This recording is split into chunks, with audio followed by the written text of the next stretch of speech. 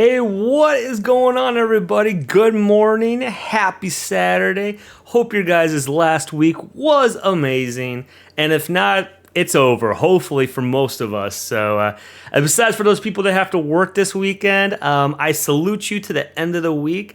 And we have an amazing topic for you today. I was actually going to stream Contra and go after the quest that I had beforehand of trying to beat Contra damageless, right? That's still in the back of my mind. That's something I'm trying to do eventually.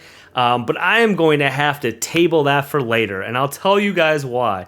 We watched Space Jam last night, and I'm not talking the old Space Jam. I am talking the new Space Jam. Space Jam, A New Legacy. And how can I describe at the 10,000 foot level my immediate feedback on it? It was a wild dumpster fire. And I'm not saying the old Space Jam was good. Obviously, there are certain liberties that, looking through the lens of nostalgic and very much being a fan of the 90s Bulls and Michael Jordan in the 90s, and of course Looney Tunes, part of all the Warner Brothers umbrella of, tons of brands that they have. Being a huge fan of all of that, I initially loved the original Space Jam. You can tell I had the Toon Squad jersey on. I got the shorts on even.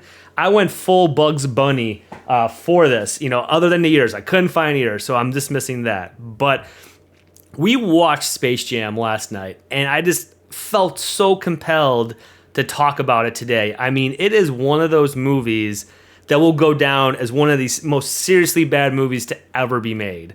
And I had to look all these stats up, but it had between $150 and $160 million in a cost of production. That means they weren't just paying, LeBron and all the NBA stars and WNBA stars a lot of money, including all the other actors as well. And I'll get into that later, but there are some amazing actors in this, actually. There's people that have been nominated for Academy Awards.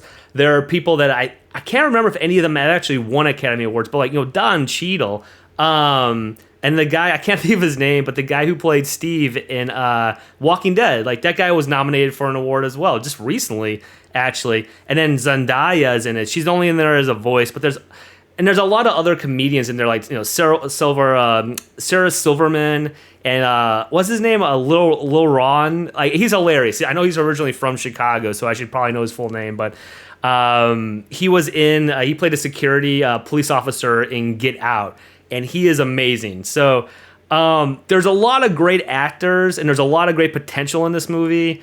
There's certainly the budget with there. Having a quasi-animated, quasi-real-life movie with a budget of between $150 and $160 million, you kind of go into this thinking all right, no matter what, it's going to be a cool movie to look at, right? The interaction between the Looney Tunes and the NBA stars and then all the comedians and all the other actors has got to be cool, right? No matter what, right? And in some ways, it was kind of a really cool digital, or from a technical standpoint, it was really cool what they did in some of the scenes. When they had to go around and get the different Toon Squad up so they could join, obviously, LeBron James in trying to defeat the new Goon Squad, which I will also get into that later. But some of those scenes are actually some of the best scenes in the movie. But there is just so much stuff that this plot forces you to go through, and so many little things that are just do not need to be in this movie. At some point in this movie, you feel like you're just seeing a commercial for Warner Brothers.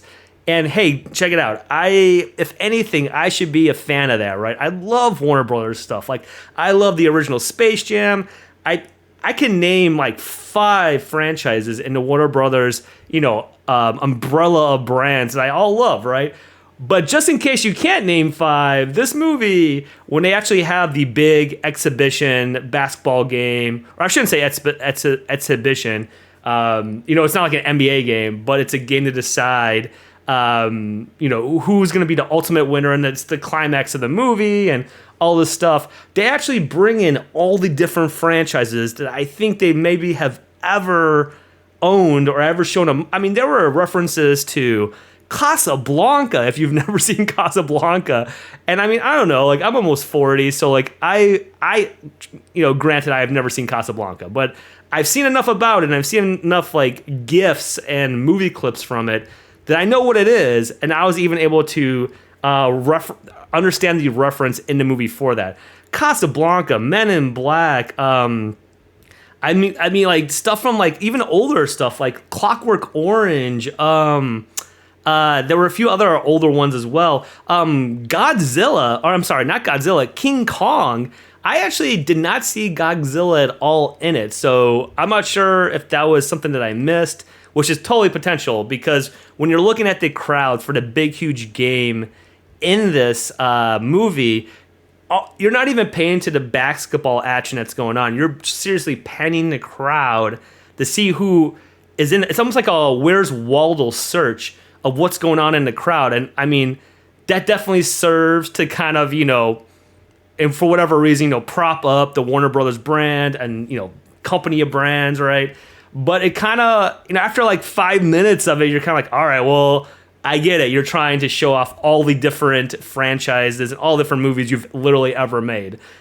We get it. Okay, got it. So I think if the movie, my initial, just huge summary view, if the movie wasn't almost 2 hours long, if they didn't let LeBron act as much as he did. Now, I know, hey, listen, I will always be a Michael Jordan fan, and I'll always be a 90s Bulls fan, but I understand if you weren't a 90s Bulls or 90s basketball fan during that time period, during that dynasty, you probably hated Michael Jordan, right? Like, if you were a Detroit Pistons, LA Lakers, Seattle Supersonics, Phoenix Suns, especially Utah Jazz fan, you probably hated the Bulls in the 90s, right? You probably hated Michael Jordan because he kept on beating all your teams. Pretty much if you're not, what are the other three teams that only win championships in the 90s? I think it was the Pistons won in 90, Houston Rockets won in 94, 95,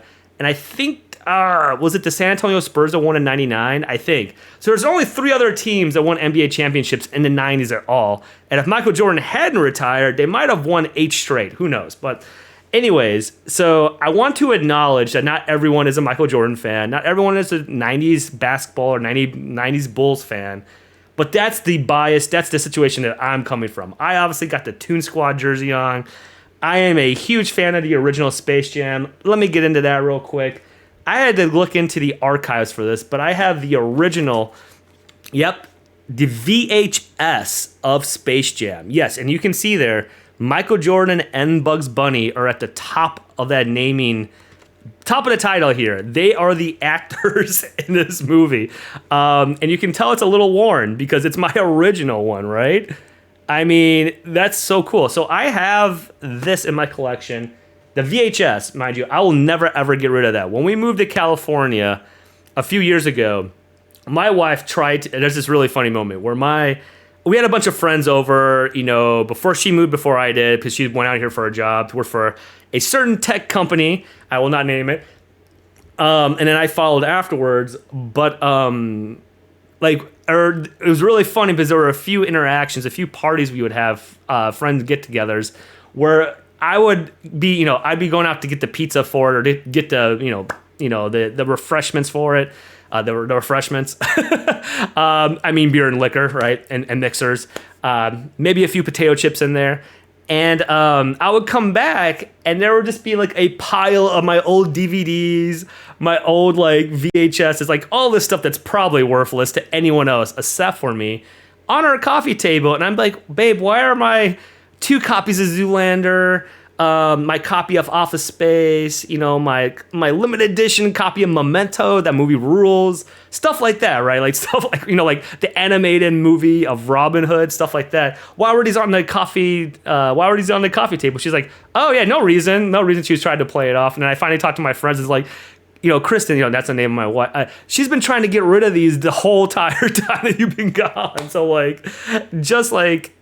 So anyways, my whole point is staring there is that not only did I give away a whole lot of stuff on my trip out to California, my wife tried to give away a lot of my stuff.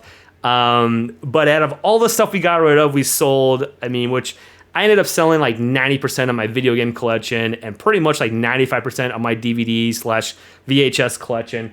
This is one that I would refuse to give up. That's how much it means to me. That's how much awesome nostalgic awesomeness I have for this movie. Now, jumping into the 20th century, or maybe, at least a few decades after VHSs were popular, I also have the DVD of Space Jam as well. So you can see again, Bugs Bunny, Michael Jordan, except for maybe, the graphic for this is a little bit more clear. It's a little bit more cool. And on the back, you can see all the extras as well. Now, if anyone is a collector out there, like the retro Ricks of the world, or like other people who love to collect stuff, the VHS is definitely for you. I don't think this will ever be worth any money more than like $1 at like a thrift store or a flea market or, a Salvation Army or something. But this is just something that if I saw, and you're a fan of Space Jam and you're a fan of 90s basketball and Michael Jordan, you have got to pick up. This is a must-have, right? And then obviously the DVD is just, taking a step up in technology and being able to actually use a DVD player versus a VHS player, because who has one of those? And I will say, actually really funny, this is how much I like Space Jam. I have the VHS and the DVD, which I've already shown, and I didn't realize up until maybe like a week ago, I don't have a VHS player or a working DVD player. So I have both of these movies, but I have no way to watch them. Luckily, we have Disney Plus. Shout out to them. We are not sponsored by them. If they want to sponsor us, holler at your boy. But Disney Plus, and other ways to stream Space Jam are available. So I'll just leave it at that. And not only that, but I have Michael Jordan Valentine cards, which I got from my dear friend Meredith. Shout out to Meredith. I don't know if you've ever watched my stream before, but just in case you are, I want to give a shout out to her. I also have these amazing Space Jam figurines. Look at those. Now, that's clearly supposed to be Michael Jordan. Here, let me make sure I'm going into camera. I'm not used to this setup quite yet because I'm used to streaming video games and then having my video be like down into like either the bottom left-hand corner or the top left-hand corner. But still getting used to this perspective a little bit. But you can see clearly my Michael Jordan Space Jam figurines, which I adore and will go on every single birthday cake that I ever have. So I just want to preface what I'm about to say and kind of annihilate this movie with the bias, or at least the recognition that I have extreme bias towards this movie.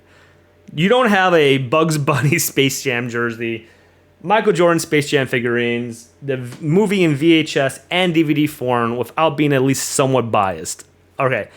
And having said that, I understand that Space Jam, the original movie, is not for everyone. People that don't like Michael Jordan, people who don't like the 90s Bulls, people who don't like 90s basketball in general, or maybe just don't like sports in general. Also, I want to make sure that I fully acknowledge that this original Space Jam is not a good movie. Now, before everyone attacks me and says, like, it's an instant classic, all the stuff, the acting in it is horrible. Michael Jordan is not a good actor. I will be the first to admit that. The other comical side act, or, supporting actors, such as Wayne Knight, Newman from Seinfeld, and then, of course, the unforgettable, the amazing, if you're from Chicago, you love this man, Bill Murray. So those are really the only other two notable actors. Oh no, I'm sorry. There's voice actors as well. I apologize to Danny Devito right now. Danny DeVito provides the voice of the villain in the original Space Jam, and you cannot forget that, because Danny DeVito for a while was like playing every single villain. Like there was like a 10-year time period where Danny DeVito was like either the voice of or the villain for like every single movie. Like it was like him. It was like him, and then Christopher Walken, and then I can't think of Doc Brown, the guy who Christopher Lloyd.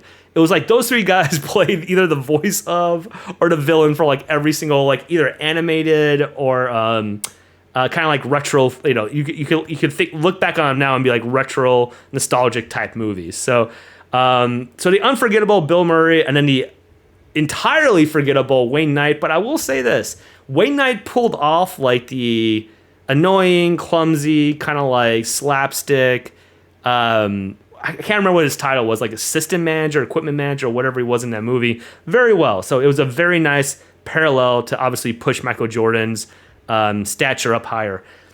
Now, I also will recognize that in the original, they talk about Michael Jordan in a very positive construct. Obviously, this movie, the original Space Jam, was developed to kind of be a launching off for Michael Jordan to come back to the NBA and, as we now know, dominate, win 3 NBA championships in a row. It should be said that Michael Jordan actually came back, I believe it was halfway or 3/4 of the way through the 95 season, but he just wasn't at full health. He still was dealing with a lot of emotional pain from his father's passing and everything else, or his father's really his assassination, which is, I know. I'm going to keep this positive. I'm not going to talk about that, but he was dealing with a lot, enough to drive one of the, at the time, the largest sports icons that the world has ever seen in a game that many people in the other countries had never even played before. I mean, people know football or soccer all around the globe, but not everybody was a fan of basketball. Not everyone played basketball, right? So there's so many different, like, European, Asian, Australian, other countries, South American countries that absolutely idolized Michael Jordan because he was lifted up as this, like, not just hero, but like cultural phenomenon. And it was so amazing to see that climax in Space Jam because it was like, he went away for 2 years and they even made fun of him in Space Jam, for the original Space Jam, for like being a horrible baseball player. Even like, what was that scene where he's batting and the not the referee, not the umpire, but the actual catcher that is catching the balls, the pitcher who is pitching to Michael Jordan is throwing to, and he's trying to tell him what ball is coming or like when to swing and not to swing because he wants his autograph and he wants to like be a part of the the magic of Michael Jordan's short-lived but very noteworthy baseball career, right? And Michael Jordan even played for the Chicago White Sox at one point. Shout out to the Chicago White Sox. I'll always be a Cubs fan, but I'm one of the rare ones who roots for the Chicago White Sox. If they're, as long as they're not playing the Cubs, hey, it's Chicago love all around. So anyways, Space Jam, the original, turned into a timeless classic for a number of different reasons. Not just the elevation of the Michael Jordan brand, his heroic comeback to basketball, and we all know how that ended. And deepest apologies if you're a Supersonics or a Utah Jazz fan, because there were times when I actually thought the Utah Jazz were going to beat the Bulls in 97 or 98, but luckily my namesake and other people stepped up, and Dennis Rodman and other key positional players such as Steve Kerr, obviously, who I will never forget the speech for after they won at the parade downtown in Chicago. I wasn't there because, how old would I have been? I would have been like 16. So yeah, I wasn't down there for it, but and that's actually one of my things. It's like I never saw any of the original 90s Chicago Bulls, any of the playoffs, any of the regular season, any of the games when I was a kid live. But of course I have and I actually should have brought that out as part of my collection to show you guys today, but I also have the Dynasty series from the 90s Bulls because that's how good it is. And watching some of those old games, oh my goodness, it was just, what did Larry Bird say about Michael Jordan? It was like watching like God in human form or something like that, that's like what it was. If you watch these old replay of these games, he is just dominating on both ends. He is at will, scoring at will, doing whatever is necessary to get the ball through the hoop and get a W for his team. So, and then there's a stat just to show how much I love basketball. I obviously have I know you can't see it. Here, I'm going to try to point to it. The Steve Kerr signed basketball right there by the NBA. It was recently, I'm trying to point to it with my non-middle finger, right? I don't want to be flicking you guys off. Yeah, right there. Steve Kerr, three-peat basketball that I have right there in my collection. And that's something that my wife got me for, I can't remember what it was. It was like, the anniversaries go like, there's different materials that you should be, that serve as, and this is all part of the Hallmark industry or whatever, but they serve as different material suggestions for what kind of gift you should get your spouse after you've been married for X amount of years, right? And we had hit the leather. I'll try to enunciate. I had a speech impediment when I was a little kid, And unfortunately, I didn't get quite all of it. I didn't quite cure the whole thing. But if you ever hear me stutter, it's because of that. Anyway, so here's the basketball that she got me for our leather anniversary. I think that's the third one or fourth one. Ooh, I'm bad. I'm not. I'm gonna go ahead and delete that part out because I don't want her to know that I don't know which year it is. But anyways, she got me this awesome Steve Kerr signed basketball. It was amazing. It's part of my collection. I will probably display that wherever I live, right? Even in our apartment here in good old San Mateo. But going back to Space Jam, the original one at least for now.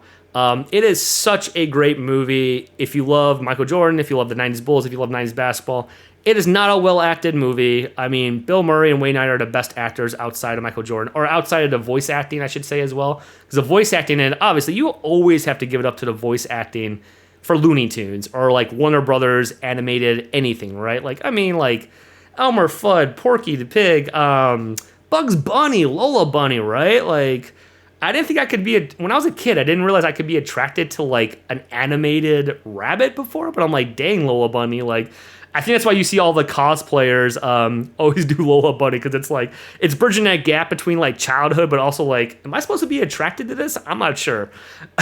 Like there's all kinds of things going on that like, there's all kinds of emotional as well as nostalgic childhood pulls, right?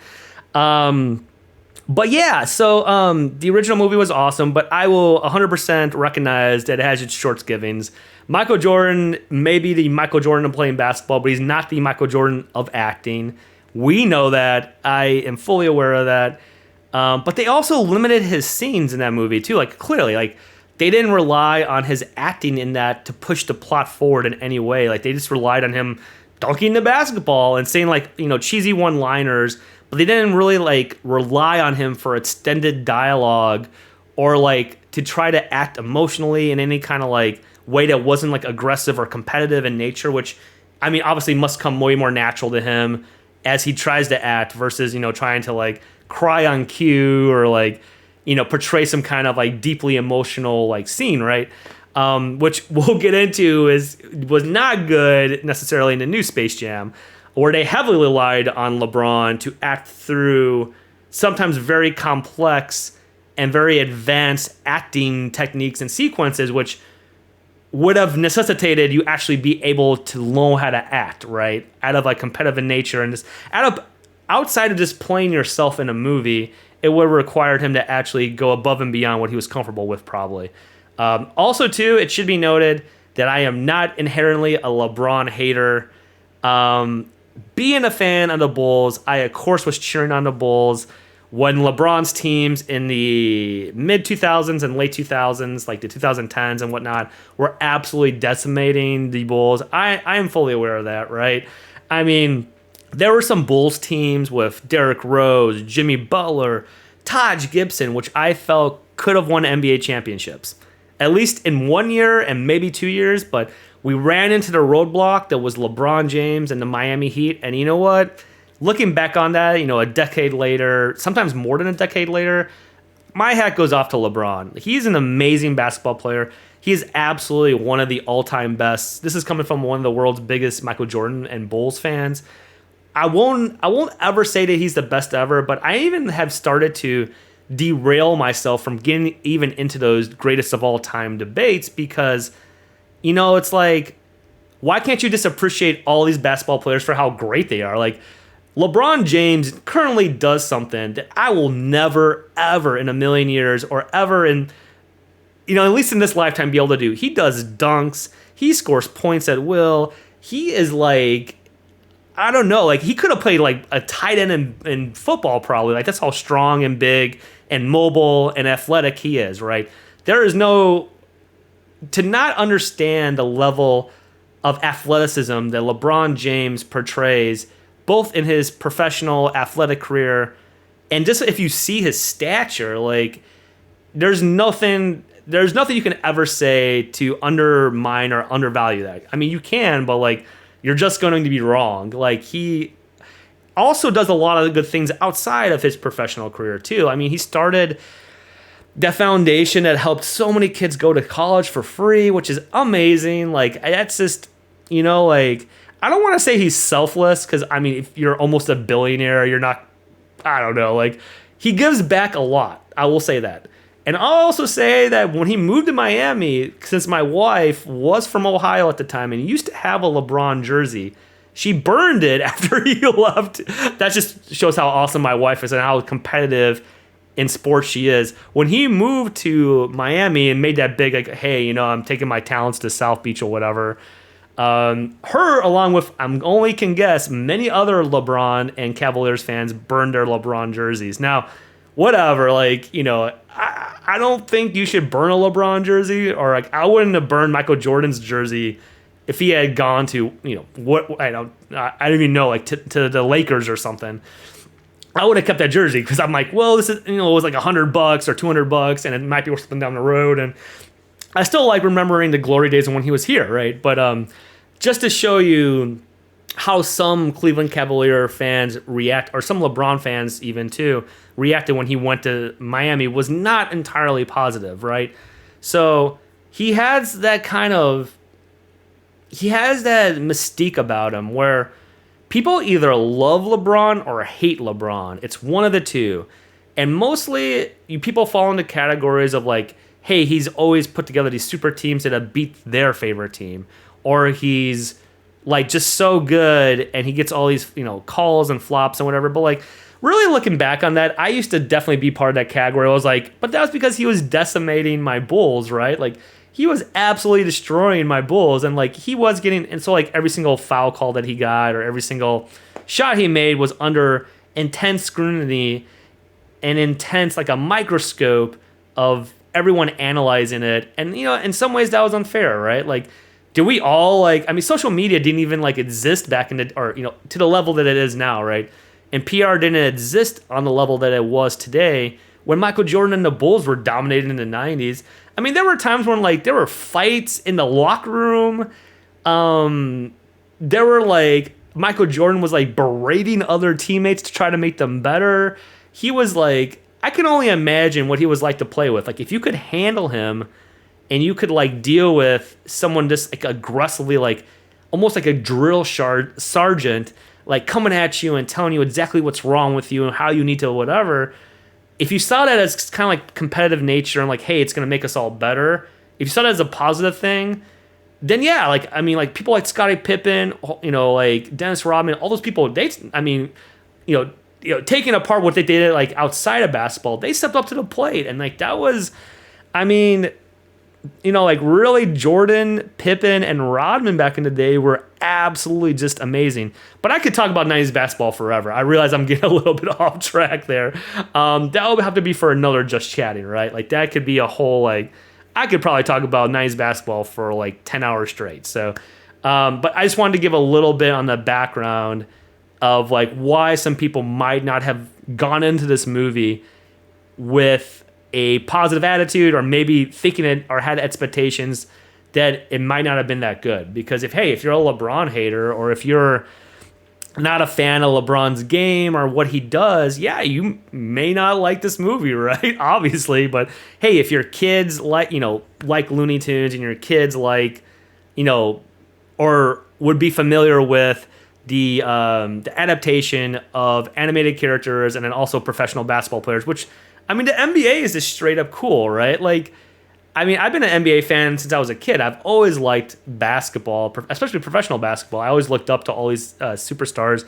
I mean, at least as athletes, you know, they're outside, you know, worlds. Yeah, that's a whole different thing, right? And without the advent of social media, we didn't ever hear about that. So in the 90s, I can only imagine, like, there would have been all these different stories about probably like how bad of a person Michael Jordan was, like outside the court, how many times he cheated on his wife, all this stuff, blah blah blah blah. Like that, I mean, those stories would have came out, right? I mean, there's a reason why Juanita got the like $25 million house in Highland Park, right? There's a reason why she got that. and I'm, you know, taking a step away from all that negativity and all the other stuff that's, you know, ancillary to the comparison that I'm trying to make today. Michael Jordan was amazing in the 90s as a basketball player. Absolutely, 100%. And that's part of why Space Jam was a success, because he was just on this podium amongst all other athletes at the time, And people, not just grown-ups, people that would be bringing their kids to these movies, but the kids themselves wanted to be like Mike.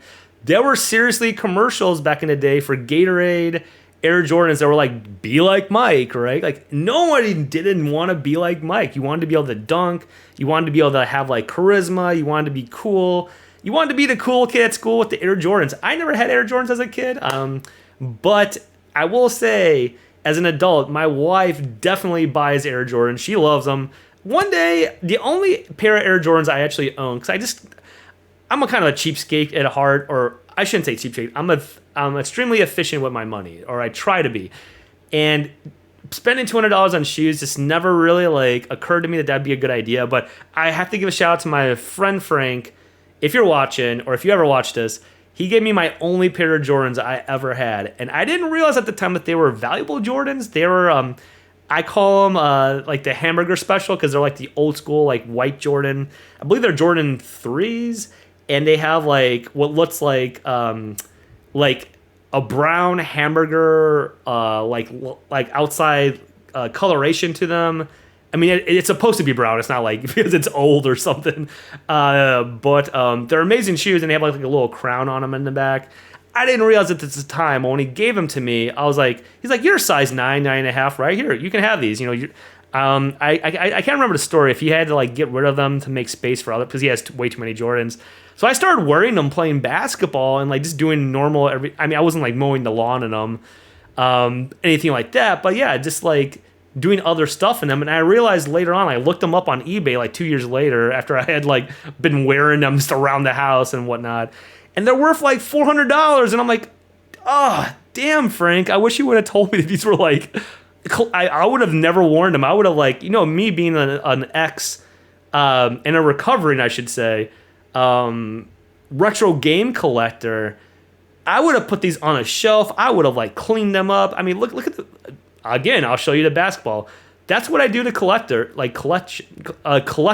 items that I really like. I put them in cases. I make sure they're clean, and I take care of them, man. For coming from someone who used to have over 150 NES CIB games, and I would say at least a third of them were in very good or higher condition. Coming from somebody who used to have over 50 Sega Genesis / Mega Drive CIB games, all in very good condition. And I had about 30 or more SNES or Super Nintendo, Super Famicom, depending on what, Actually, I shouldn't say that, because I actually didn't have any Super Famicom. I always enjoyed the artwork of those. So all mine were just, North American Super Nintendo SNES ones. But I had over 30 of those CIB, also in very good. So coming from someone who used to collect, I would have never done anything with these shoes. So those are the only pair of Air Jordans I ever had. Now, certainly, down the road, I'm going to definitely get some... My favorite Air Jordans of all time, and I have to give a shout out to Fred VanVleet from the Toronto Raptors, because he's also from Rockford, Illinois.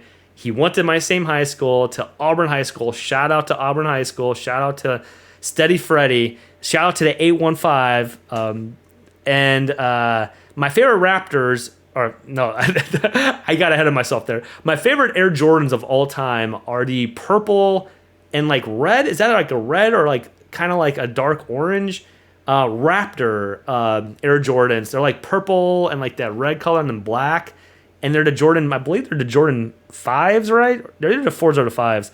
And they look amazing. Like, those are my favorite Jordans of all time. And eventually I'm going to own them. I just need to like... At some point, just realize I'm going to be spending $300 on shoes and maybe wear them 3 times. So it's just hard for me to make those decisions, because I'm like, oh, I want them, but like the practicality of them like starts to creep in, because I'm also a runner and I run every day. So like I go through running shoes like every 3 to 6 months. So like I understand that shoes break down when you wear them, obviously, and like I don't know, if I were to buy shoes like that, I'd want to like wear them like once a year for like, I don't know, like maybe the premiere of a Space Jam movie, or maybe if I ever went to a basketball game out here too, and things start to open up, and whenever we go like Golden State Warrior games or something. But needless to say, I've been a fan of Jordan for a long time. I've been a fan of 90s Bulls. I've been a fan of 90s basketball, obviously the Jordan brand, all the stuff, right? Obviously. So I was a prime kid demographic to watch Space Jam and absolutely love it. And I remember when it launched, it wasn't like a movie that, I I don't know if they didn't think it was gonna be an awesome movie or whatever, but it definitely had like it launched in all these different theaters. But I feel like, and maybe that's just different marketing strategies from multiple decades ago, but it didn't launch nearly as hard as the new Space Jam did, with how many advertisements, commercials, flyers, introduction to merch like this, like the jerseys or toys, like the Michael Jordan Space Jam figurine here, or even VHS and stuff like that, like licensing deals. I just don't feel like it launched as, and of course this is coming from a perspective of a kid. How old was I, like 16 when the movie came out, or 15? So needless to say, I don't think it launched quite as hard, and that's reflective in the budget, right? I had to look this up last night after watching this movie, but because I was like, well, maybe the first Space Jam had way more of a budget. No, absolutely not. The first Space Jam, according to Wikipedia, had like an $80 million budget. And, knowing how Michael Jordan works, probably like half, like 1/3 of that went to Michael Jordan, probably, right? And then the other, to the other, I don't know if Wade Knight was pulling in a whole lot of money, or probably Bill Murray got paid a decent amount, but then all the rest went to the NBA, NBA players, and obviously Warner Brothers. And, it was a very profitable movie. So when I looked up not just the cost comparison, but the revenue comparison, I saw that the original Space Jam was made. The production cost on it was just over $80 million, and it brought in a worldwide gross. Now, obviously, these numbers are cut off at some point, so I don't know. Are they still making Space Jam merchandise? I know they have if you haven't seen it yet, check out the Space Jam, and I have to provide a link for this in the maybe in the description of this this video that I upload later. But if you haven't seen it yet, check out the old Space Jam website. It is exactly how it was when it first came out, or maybe they've made a few tweaks to it, but it's like, if you want to be transported back in terms of technology to the 90s, when websites were just becoming popular, all the World Wide Web, the .com explosion, in Silicon Valley, all this stuff, check out the website for the original Space Jam movie. It is a time machine back to technology from the 90s. But yeah, so the original Space Jam cost a little bit over $80 million to make, brought in worldwide gross of $250 million. Now, these are obviously not inflated numbers, I don't think. So that's just whatever the absolute value was, the absolute cost and the absolute revenue in the 90s, right? Because obviously a dollar from the 90s is not worth $1 now. It's worth way more than $1 because of inflation. So I can only talk about these really in absolute, assuming all other things are equal, but just for comparison, and obviously $80 million production costs might have equaled far more than that in today's dollars, but the cost for production for the new Space Jam, and I saw two separate figures for this. One on Wikipedia, I believe it said $150 million, and then on IMDb it said $160 million. So let's just take an average and say it's like $155 million, or somewhere between $150 and $160 million. That's a hefty budget for a movie that you don't know if it's going to be successful or not. Now, you can assume that, hey, LeBron's in it. He is a worldwide phenomenon. He's an amazing athlete. He's obviously, has had a storybook career. And I obviously, even being a huge fan of Michael Jordan, I watch him and I understand that this is NBA history in the making.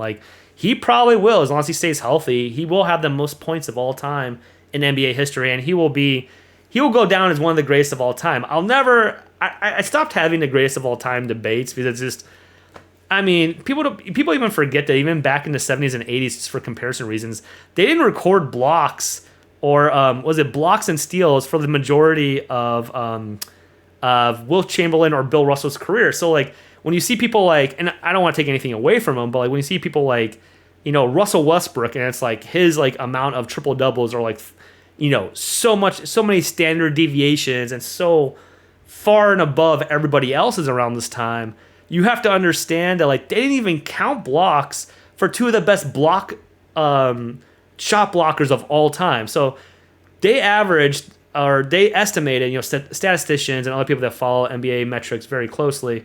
I personally work in analytics myself, but I haven't really ever gotten into NBA, definitely not as much as the statisticians that work for the NBA have. But people were estimating that during Bill Russell's and Will Chamberlain's career, that they could have, especially during their prime, they could have averaged anywhere from 8 to 9 blocks a game. So when you start to think about things in today's terms, instead of triple doubles and all this stuff, like if Will Chamberlain and Bill Russell pretty much averaged a double for their career, I mean, obviously in points and rebounds, and if they averaged like 8 to 9 points during their prime in like in blocks, you can only assume how many triple doubles they would have had if they counted. Now the NBA was different back then, right? Like, I mean, you can argue that the competition was different. So anyways, the whole point of me bringing this up was just to say that it's really hard to compare numbers from one given time period to another, especially when it comes to the NBA, because so many different variables and so many different things are different. And even when comparing the revenue costs and the production costs, there's inflation. There's all different kinds of things that go on. But so the new movie cost between 150 and 160 million. Let's just call it that. And I looked yesterday, and I don't know. I couldn't see the reference for these numbers, so maybe I need to go on a different website. But it said, as of yesterday, and I checked this, what time did we watch? We watched this movie at like 9:30 last night, so 9:30 Pacific Standard Time, so that went until like maybe, because it also is almost a 2-hour long video. Heads up if you have kids that are antsy or maybe not following along in the plot story or whatever. Like, it is a longer movie for this type of movie. Actually, let me go see how long is the original Space Jam. It is does it not say on here? It doesn't say on the VHS. That's how old the VHS is. On the original Space Jam, it is, I feel like it should say, right? Or maybe it says on the disc. I'm gonna look on the disc, because actually that was the question I had last night and I did not look that up. So let me do that live for you guys. Let's see how long the original Space Jam is. And if anyone knows the answer to this question, feel free to throw it down in the comments. It's 88 minutes. It's less than an hour and a half. So 90 minutes would be an hour and a half, right? Yeah, 30, 60, 90. So the original, and we'll get into that a little bit later, the direct comparisons, but the new Space Jam is 155 minutes, and it is a struggle to get through. Like, the plot is all over the place. You have to wonder what Hollywood actually thinks about technology. Where the main guy is this guy called Algae Rhythm, which is supposed to be algorithm. So, like, there's this kind of, like, revolving thing of, like, technology and all the stuff. Like, video games are bad, right? I should have known from the get-go that I wasn't going to like this movie overall, because they show a scene of LeBron as a kid, and he's trying to play his Game Boy, which actually that's one of my favorite scenes in the movie, actually, probably. He's trying to play his Game Boy, but then, like, I don't know if it's supposed to be his dad or his coach. I don't know. That wasn't really well explained, but someone who's looking over LeBron's career comes up to him and takes the Game Boy away from him and throws it in the trash. So, like, I should have known as a retro video game enthusiast and someone who still has, you can't see it on my shelf, can you? I was trying to point to it, but I still have my original gray brick Game Boy from way back in the day, and I love the mess out of it. So I should have known right then and there I was not going to like this movie when I saw a Game Boy in the trash. How are you going to do it like that? How dare you? How dare you? So there's this revolving theme in the beginning where, like, LeBron, it's kind of almost like they're trying to make this, like, historical comparison where how, like, LeBron had to make some decision at some point in his life where, like, it was either video games or basketball, which is a very weird decision, because if you're highly skilled at basketball, you can make way more, like, it doesn't make economic sense because the opportunity costs, obviously industries like the esports industry and gaming didn't really exist at all back then like they do today. Like, you couldn't be like a ninja, you couldn't be a professional video game player and make a lot of money. YouTube didn't exist till 2005, right? 2006, whatever. So even like streaming platforms like Twitch, when did Justin TV come out? It wasn't in the late 80s, I don't think. Maybe it was, I don't know. Someone feel free to throw down the answer to that, or I'll have to look it up later. So platforms for becoming, like, let's say, like, his choice of either becoming, and that's another thing where the movie forces the viewer to think about that. Like, is his real decision there between playing video games and like becoming a professional basketball player, or maybe even like, let's say the video games are an archetype or a personification of like just not being focused, right? Or a generalization of not being focused, not being able to study the game and being dedicated to it. Maybe that's what they were trying to go for, but it was not communicated well or delivered effectively at all. So then we kind of fast forward, and I swear, like the original Space Jam had obviously the Michael Jordan montage of like showing him like coming up as a kid and his like not wanting to leave the backyard and not wanting to, decrease his amount of playing the game because of his love for it, to North Carolina, then obviously on the Bulls and like just absolutely crushing it and all these awesome slam dunks and moves and stuff. But I feel like that montage in the original Space Jam was only like, and maybe this is looking at it through rosy-colored, nostalgic, glasses, right? Was only like 5 minutes or like a few minutes or something. In this movie, or not in this movie, it was only like, I have to go back and actually look at this because I want to make sure I'm very specific in this comparison, but I feel like it was only like 5 minutes, right? Of like kind of like hey, let's praise Michael Jordan and say how awesome he is, right? And his progression from, playing with his dad in the backyard or in the driveway, I think it was, to like playing at North Carolina and then playing in the NBA, like added to the story, right? Because it shows the progression and it shows like, hey, like any kid, if they work hard enough, there were morals and there was like, it tried to tell like a very good-hearted, even though like the acting wasn't the best, obviously with Michael Jordan, but it tried to tell like a good-hearted, good-natured story, right? The one for the newer Space Jam, just beginning right from the beginning, was like a 10-minute. I'll have to go back. I think it was like 10 minutes long. It seemed way elongated, longer than it should have been, of just talking about how awesome LeBron is and how he's the king, and also like brands everywhere, like not just like the LeBron James brand, but like his shoes, everything else, and like whatever, that's to be expected, right? But then you'll later see in the movie that also encapsulated or encompassed all of the different Warner Brothers brands, and it really did turn into a commercial later on. Now, am I saying the original Space Jam wasn't a commercial for not only Jordan's return to the NBA, but also obviously Air Jordans, obviously what other, like Gatorade, all that stuff too? Absolutely. But I feel like it was just better, or maybe delivered or executed in a way where it wasn't as much like an infomercial. I felt like I was watching a freaking infomercial at times, and I'm just like, and I being the huge Space Jam, Michael Jordan, and 90s Bulls fan that I am, I tried to come into this movie as good as I could with an unbiased viewpoint. Now, naturally, there's, you know this from market research, you know this from, I work in insight, so you'll never have 100% non-biased opinion on anything.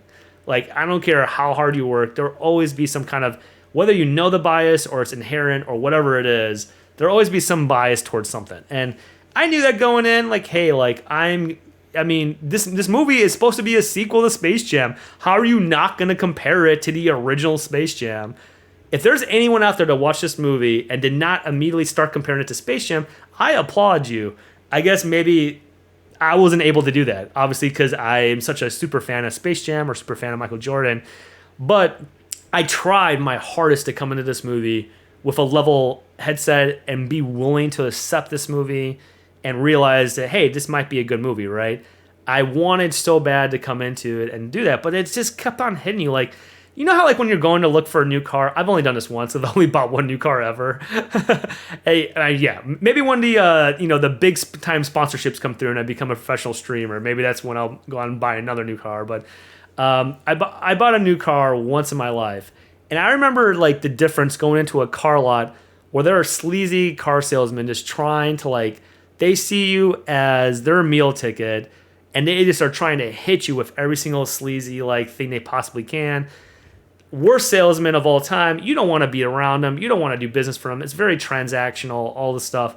Versus the person I actually ended up buying my car from was like a very acknowledged, just kind of like, hey, let me know if you need any help. Like, and like he was able to give me the best deal. He was very chill about everything. At no point was like trying to use like weird emotional tricks like, hey, you're way too good for your vehicle or blah, blah, blah. Like all this weird, like, I get it. Hey, listen, we've all been in sales at some point. You try to make the sale whatever you can. because that puts food on the table. But it's like, try not to be sleazy about it. And I just felt like that was kind of like almost the difference between the introduction to these two movies. Like, the Space Jam was absolutely an advertisement and a commercial for Michael Jordan's return. The NBA, Gatorade, Nike, filling all, the Air Jordan brand, all the stuff. But it did it in a way that it made sense, and we were all supportive of it, and it was ingrained into the story.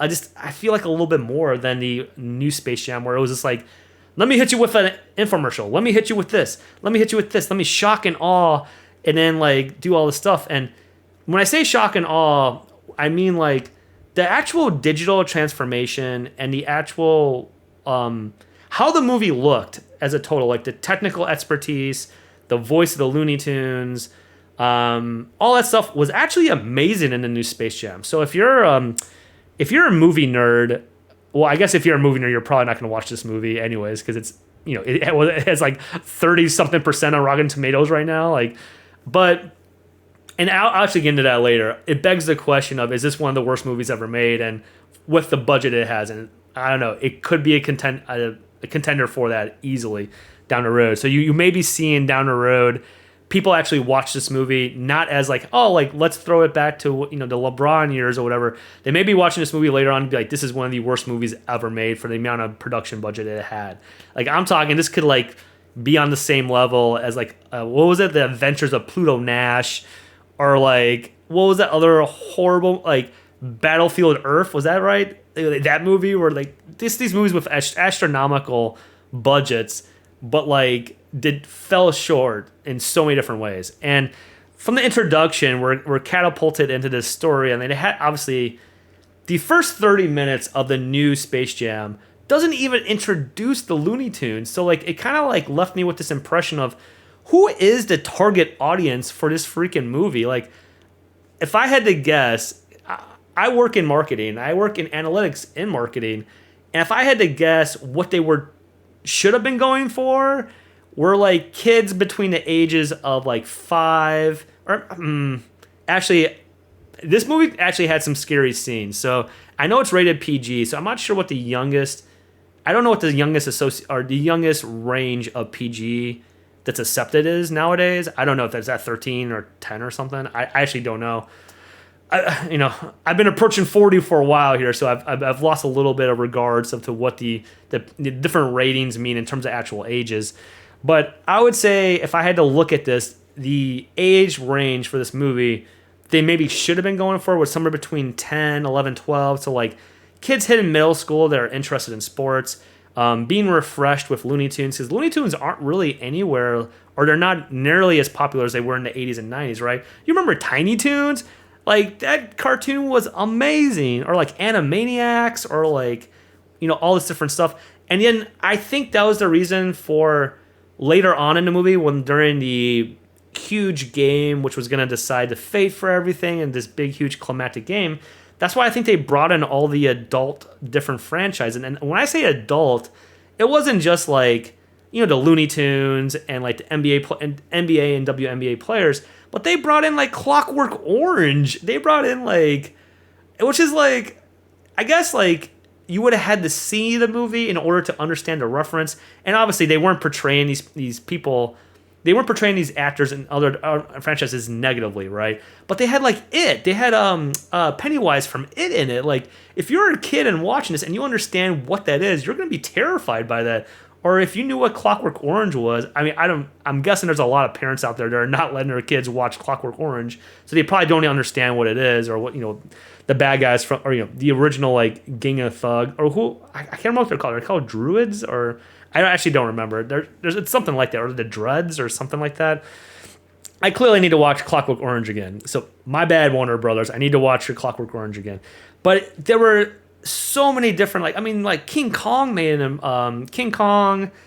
I am missing so many here. Like, you had the Wizard of Oz, like, Big Friendly Giant, I think, was in it. Like, the Titan guy was in it. Men in Black were in it. Holy cow. But the thing was, like, when they showed these, like, who's who, where's Waldo of the audience, they didn't, like, have the original actors. They didn't have Will Smith as the Men in Black. They didn't have Will Smith and then why am I spacing out his name? He's an amazing actor. I can't think of his name. But the other guy in Men in Black, they didn't have those two guys. They obviously had lookalikes or like actors that were portraying those actors as those roles, which is kind of like meta if you think about it. But so like it was kind of like you're going around, and I don't know if that was trying to like back to my whole question of I had no understand who the target audience of this movie was for. It was very confusing. Was that for parents who are watching their kids watch so they can be like, oh, that's Clockwork Orange, or that's Wizard of Oz, or that's so they can like do that? But like, I don't understand how their kids would know that unless they're watching very R-rated or potentially scary movies, right? I highly doubt if you're a parent right now, you're not taking your 10-year-old to go watch like it, like you're not. I'm guessing at least. I mean, I don't want to make any assumptions. I mean, you guys do and you guys know your kids better than I do, but I don't think I would be taking my kid to watch, Clockwork Orange, or I wouldn't be showing them Clockwork Orange or it anytime, probably before they were at least 16 or 18. So, but yeah, you guys do you. I mean, whatever. But anyway, so first thing is I had no idea who the target audience of this movie was. Was it supposed to be for kids ages 10 to like, let's say 10 to 16, and then also including potentially their parents, uncles, aunts that liked the original Space Jam, or even people that maybe liked the original Space Jam. I was very confused also on the titling of this movie. It's called Space Jam: not Colin, colon, A New Legacy, and it's like, so is this a direct sequel? Because like, he essentially does the exact same stuff. The only mention of Michael Jordan in this movie that I can think of, and I won't ruin the scene. I mean, I've already ruined a lot of spoilers, but like, these are all been like, I'm sure by now, if you've looked up anything on Space Jam, the new Space Jam, you've already read all about these. But there is a certain scene where they do mention Michael Jordan. They're like, oh, he's going to come back and save us. Like, because obviously LeBron can't do it. And at that point in the game, they were down by an absolute silly, ridiculous amount of points. They were down by like, I think it was I can't remember if it was at halftime or the end of the third quarter. They were down by over 1,000 points. So I think they were looking for any kind of situation to get out of, obviously, to come back and win and have it be glorious and everything like that. But there was one scene where they were like, oh, let's bring Michael Jordan back. But then, well, I'll just leave it at this. The Michael Jordan you're expecting does not come back. So that's kind of there are little things like that scattered throughout this whole movie that make it kind of random. Like there's like introductions of all the different universes within Warner Brothers, all the different animated superheroes, all the different, movies like Mad Max Fury Road. If anyone's seen the movie, they even like had shout outs to like, that movies like that where they had to go and they had to get the squad that was gonna face the Goon Squad, right? So the Toon Squad had to squad up and go like get their different people. And I will say this positive about the movie: the technology used in the movie to have the animated Looney Tunes and then like the real life background of the different movies and the different various scenes and the montage of that was absolutely amazing. So I just wish that was all the movie was, and it wasn't 2 hours of then trying to force LeBron into these like complex acting sequences, which, I mean, LeBron can do a lot of things on the court. And also, I will admit this right now, he was surprisingly amazing in the movie Trainwreck.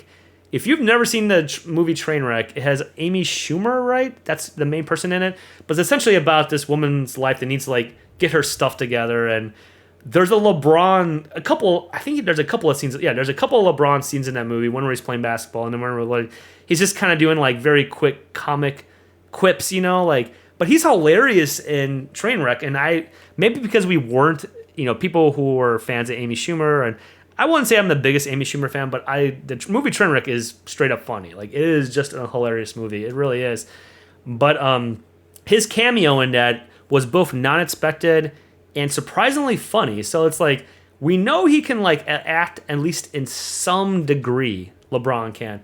But they kept on forcing him into these like situations where like it was a complex sequence of him having to show like emotion towards his family or his his child that went missing that he has to go back and rescue, or even just like the more aggressive ones where he's like, I'm gonna be a competitive basketball player and like this is what I do, like those kind of scenes, like it came across as really ingenuine and not authentic at all. Like it was like, and I don't know if that's because of the writing for the script.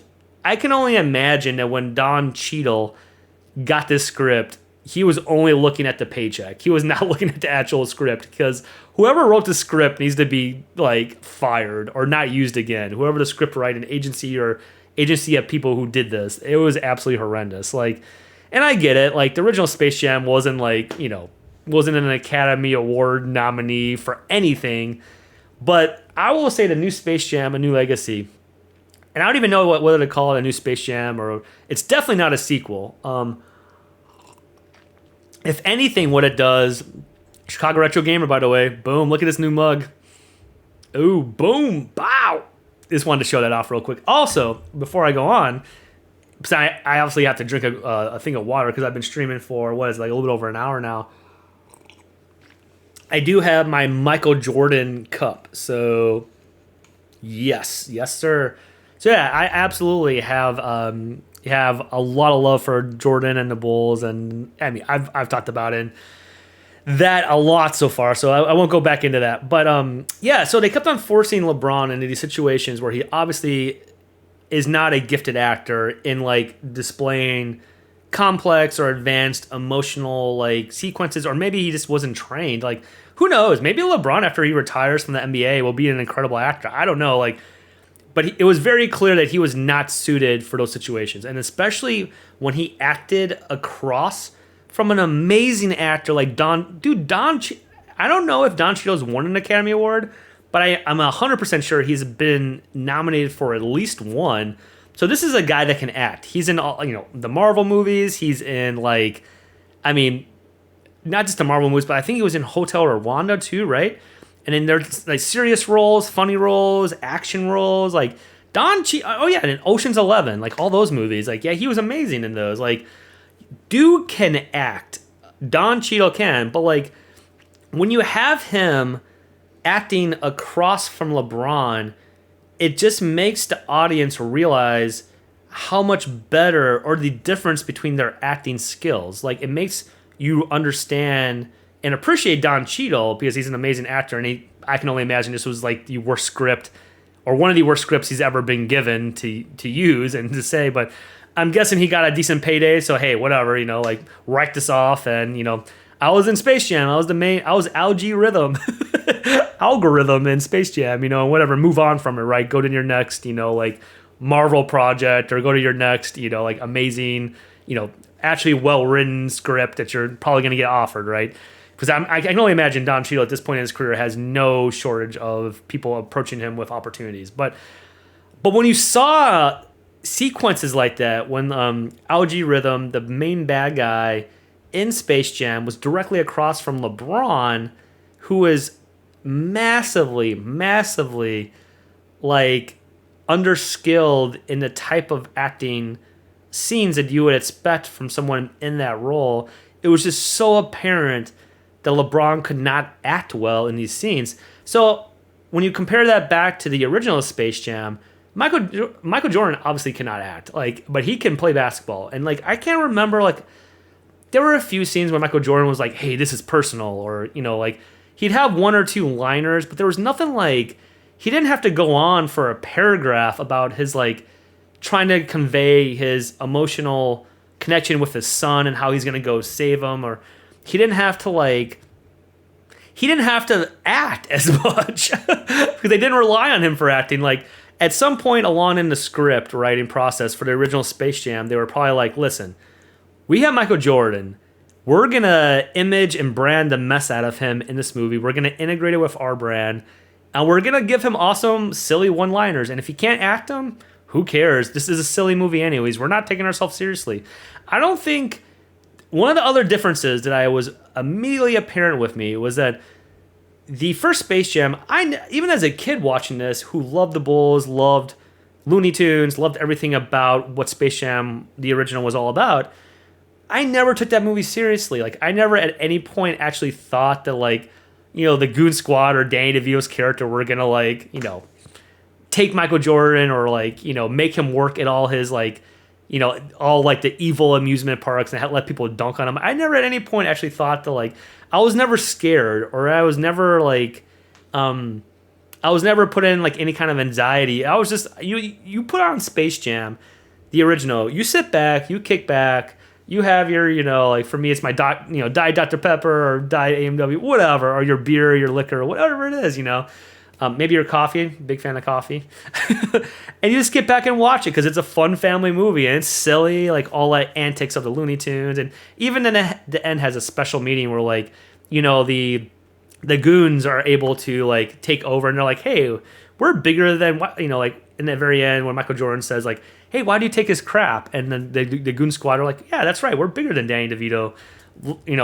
Let's take over, Space Mountain. So, but compare that to the new one, it's I don't know how to describe this without saying what it feels like, but it feels like it forces the audience through a lot of different challenges in trying to watch this movie. It's all over the freaking place. Like you start with LeBron's, his ascension to being King James, which is, it's got to be at least 10 minutes long, and it feels too long.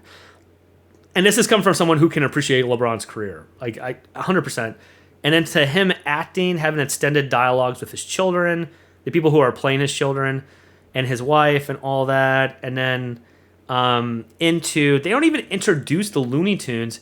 And somebody, feel free to correct me, but I feel like it was like half an hour into the movie, they wait until it introduced the concept of the Looney Tunes. Like we don't even know that Looney Tunes exist, other than the fact that this is Space Jam 2 or Space Jam, colon and New Legacy. We don't even know that they exist. And for being something that's probably supposed to be targeted as kids, I feel like they should have introduced that or integrated that much earlier. They should have like talked about whatever type of need or demand Don Cheadle's character, Algae Rhythm, the main bad guy in the movie, was going through. And just like, it's a hot mess. This movie's a hot mess in a lot of different ways. And in a way that even the original wasn't. So even if you hated the original, I think you can still look at this movie and be like, this is a hot mess. And it's going to go down as one of the worst sports movies of all time. I hate to say that. Like, I would have rather watched the Bad News Bears, the original, or the remake over this movie in a heartbeat. There are so many other... I'd rather watch the Air Bud movies with my kids. I'd rather watch... I absolutely dislike these movies, but like Baby Boss movies that are, you could watch those. There's a lot more alternatives to watching Space Jam: A New Legacy today. And, I would so if you're going into this movie expecting a really good movie, or if you're going into this movie thinking it's going to be like some amazing sequel to the original, it's not. In fact, in a lot of ways, it's worse than the original, even taking into account that the original wasn't the best movie in the world. Also, too, for those people like me that we're huge fans of the original, it just falls flat in so many, and you're going to be forced into these situations where you're constantly comparing the two, and the comparisons are always going to come up short, like everything about it.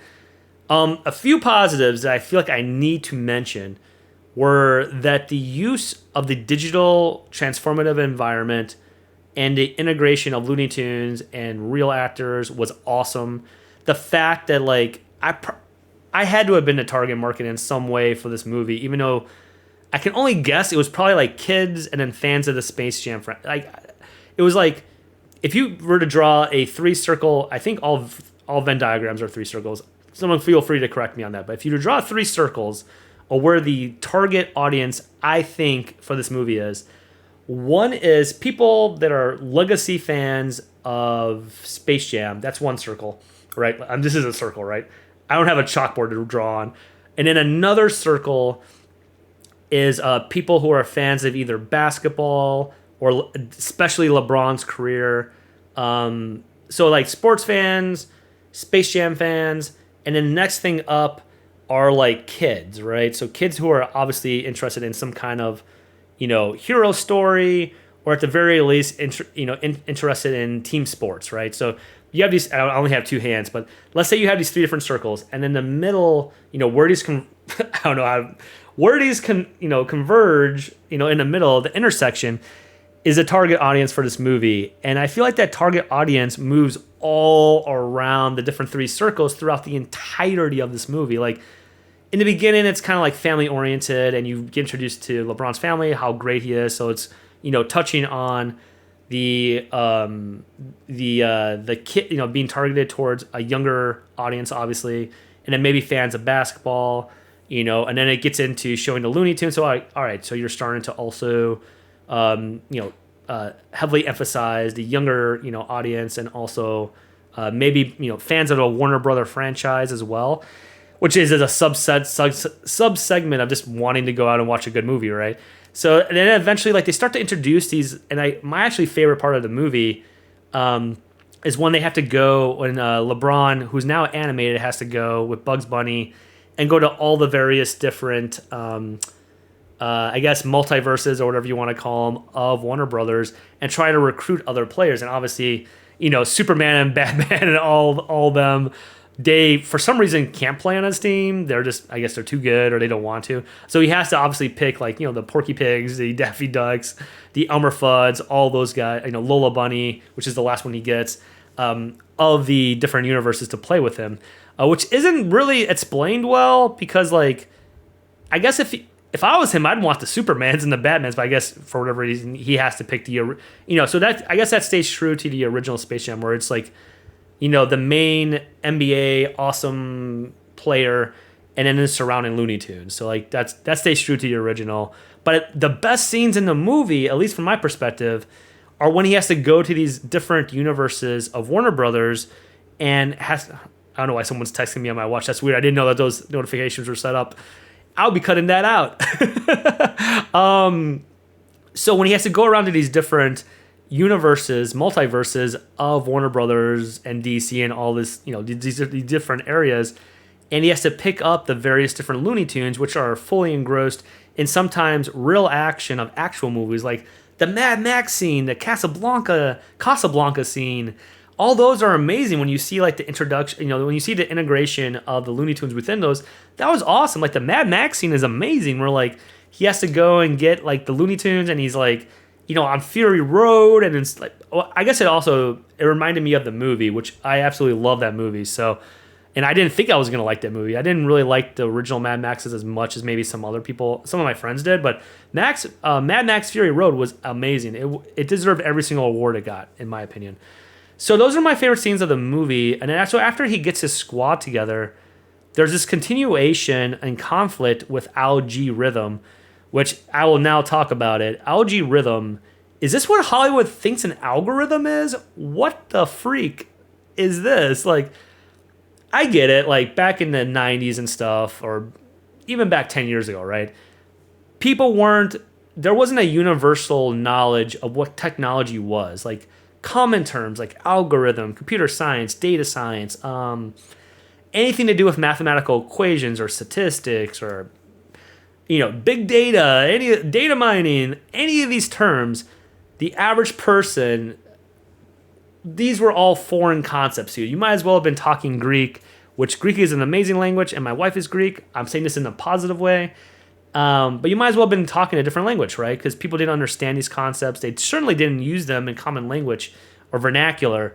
So, like, that was back in the day. So, like, if you didn't have to over-explain things back in the 90s. You didn't have to say, like, oh, Michael Jordan gets sucked through a golf hole while he's playing golf with Larry Bird, Bill Murray, and Newman. I don't know why I said Putty. I'm a huge fan of Seinfeld, so that's first name that came to mind.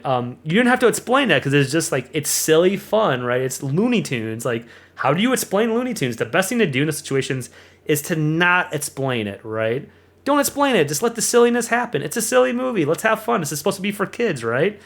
Or is it supposed to be for adults? I don't know. But anyways, fast forward to the new Space Jam, where they try to, like, over-explain very technical things. And, like, I do not work in IT, right? Like, I'm not, like, an IT leader. I do work in analytics. I do work in data. I do work in strategic marketing as a professional. So I know just the bare amount of when dealing with people cross-functionally in IT departments. So I know what an algorithm is, or I know what data and database. I know enough about these where I can tell if something's wildly inaccurate. So how they try to kind of like, I don't want to say mansplain, they try to Looney Tunes splain, if that's even a, maybe I just came up with that phrase now. They tried to Looney Tunes, or maybe Space Jam explain these like technical like challenges, and then that all like kind of culminated in the personification of algorithm, which is supposed to be algorithm. But it's like, if you know even the base amount of computer science, or not even computer science, dude, but like if you ever even took like an upper level math class, you know that an algorithm isn't like a person, or it's not a thing. Well, everything is a thing, right? Everything is a noun, right? A person, place, or thing. But what I'm saying is like an algorithm isn't like, it isn't like a thing you hold. It's not a person you talk to. It's not like, it's a complex, sometimes complex set of operations to solve an equation or solve some kind of problem. So like, it isn't the solution itself. An algorithm would be like a mathematical formula figuring out how many minutes I'm going to stream today. That could be an algorithm, and what the best optimal amount of minutes for me to stream today, right? So I've streamed for an hour and 28 minutes so far, including my introduction and everything else, and my stream starting screen, right? So if I were to have an algorithm, it would be something that would calculate what the optimal amount of time for me to stream is. So that might provide the ultimate amount of time, right? Based upon whatever variables, like whatever variables I plugged into the equation or the operational value chain, right? So like, let's say it's a Saturday, at least on the Pacific Coast. It's a Saturday on the Pacific Coast. I'm probably gonna get the most engagement and viewership if I, do early, late morning to early afternoon. All right, cool. So all these different variables that might plug into, a potential, some kind of metric for success down the road. And then that's your algorithm. It's your operation, or sometimes kind of complex. And you can imagine this being very simple to super, super complicated when you include more variables, when you include more elements that determine success or determine failure and all this other stuff. And obviously this is a super introductory level, elementary way of describing it, but that's an algorithm. It's not a person. And this is something also that a movie did recently that I just like couldn't understand why they did this, because when Christopher Nolan did the movie Tenet, and I mean, there is no fault of yours if you had no idea what was going on in this movie. Being someone who actually like understands what an algorithm is, at least on an elementary level of me talking with cross-functionally other IT people, throughout the whole entire movie of Tenet, my nose seems to be running a little bit. They talk about this thing, algorithm, that they're searching for that's going to change everything, and it's like the key to all the stuff. And I'm always like, all right, well, an algorithm would be like code on like saved on like a flash drive or something, right? It'd be like a complex. And I can only imagine a movie like Tenet where it has to do with like time, sequencing and going backwards and forward in time, all this really complex dimensionality and stuff like that. It's a very probably super complex algorithm that like is stored on like a mini disk or a computer or something. No, in Tenet, it's described, and you see at the very end where like all these different pieces of the algorithm come together and for this like weird looking like clunky staff thing that's made of stone, or I don't know if it was stone. It was probably, the prop was probably made of plastic, but I'm guessing, or styrofoam. But so that's another movie where like, I get it, Christopher Nolan. You're trying to blend over like highly technical and then like also like other advanced features of movie making together, right? You're trying to integrate those things together. But when you actually do this stuff and it doesn't make sense to even someone like me who has an introductory level conceptual understanding of what algorithms are, dude, like you immediately lose a lot of your target audience. So like conveying that over and paralleling that to the new Space Jam, A New Legacy, when they introduced this like kind of like computer multiverse. Oh, excuse me. When they introduced this, I better drink some Michael Jordan water. Started to get the hiccups a little bit. That's weird. Haven't had those in a long time. I guess I must be talking too fast. I'll try to slow down a little bit. All right, so when they introduced kind of like this multiverse within the data architecture, I guess, And it's like, so Michael Jordan, his like manager, and his squad are being presented this idea of using algae rhythm, like, to be able to help him out with like branding and all these different various things that allow him to be successful. And Sarah Silverman and Steve, is it Yoon or Yun, the amazing actor that was from The Walking Dead, and also I can't remember what the other movie he was in recently. My wife and I actually just watched it. She's gonna be mad at me that I forgot that. But the other movie that he actually was nominated for an Academy Award, I can't remember if he won or not. Oh, that's bad. I should know that. My wife would know. She's an Academy Awards kind of nerd, which is awesome. She knows all those trivia questions. But so you have multiple Academy Award nominees in this movie. Now, Steve Yeun. Oh, I don't want to butcher his name anymore, so I'll just call him Steve. Great name, Steve. I also have the same name. So there are multiple Academy Award nominees in this movie, right? Even though he's only in it for a short period of time. John Shields obviously in it for an extended period of time, as he's the main protagonist in this movie, or antagonist. So, and when he's introduced, it's this whole like nexus of like, and really genesis of like being this whole like being afraid of technology. That technology is evil, that computers are evil, that data is evil or something, and like, and just in case you're watching this video right now later on YouTube or something, you are watching my video either because I shared a link with you or because of the algorithm. So like the actual algorithm that allowed you to get to and watch my videos, the actual process, not a physical person. So in case you're wondering, I need to dispel that.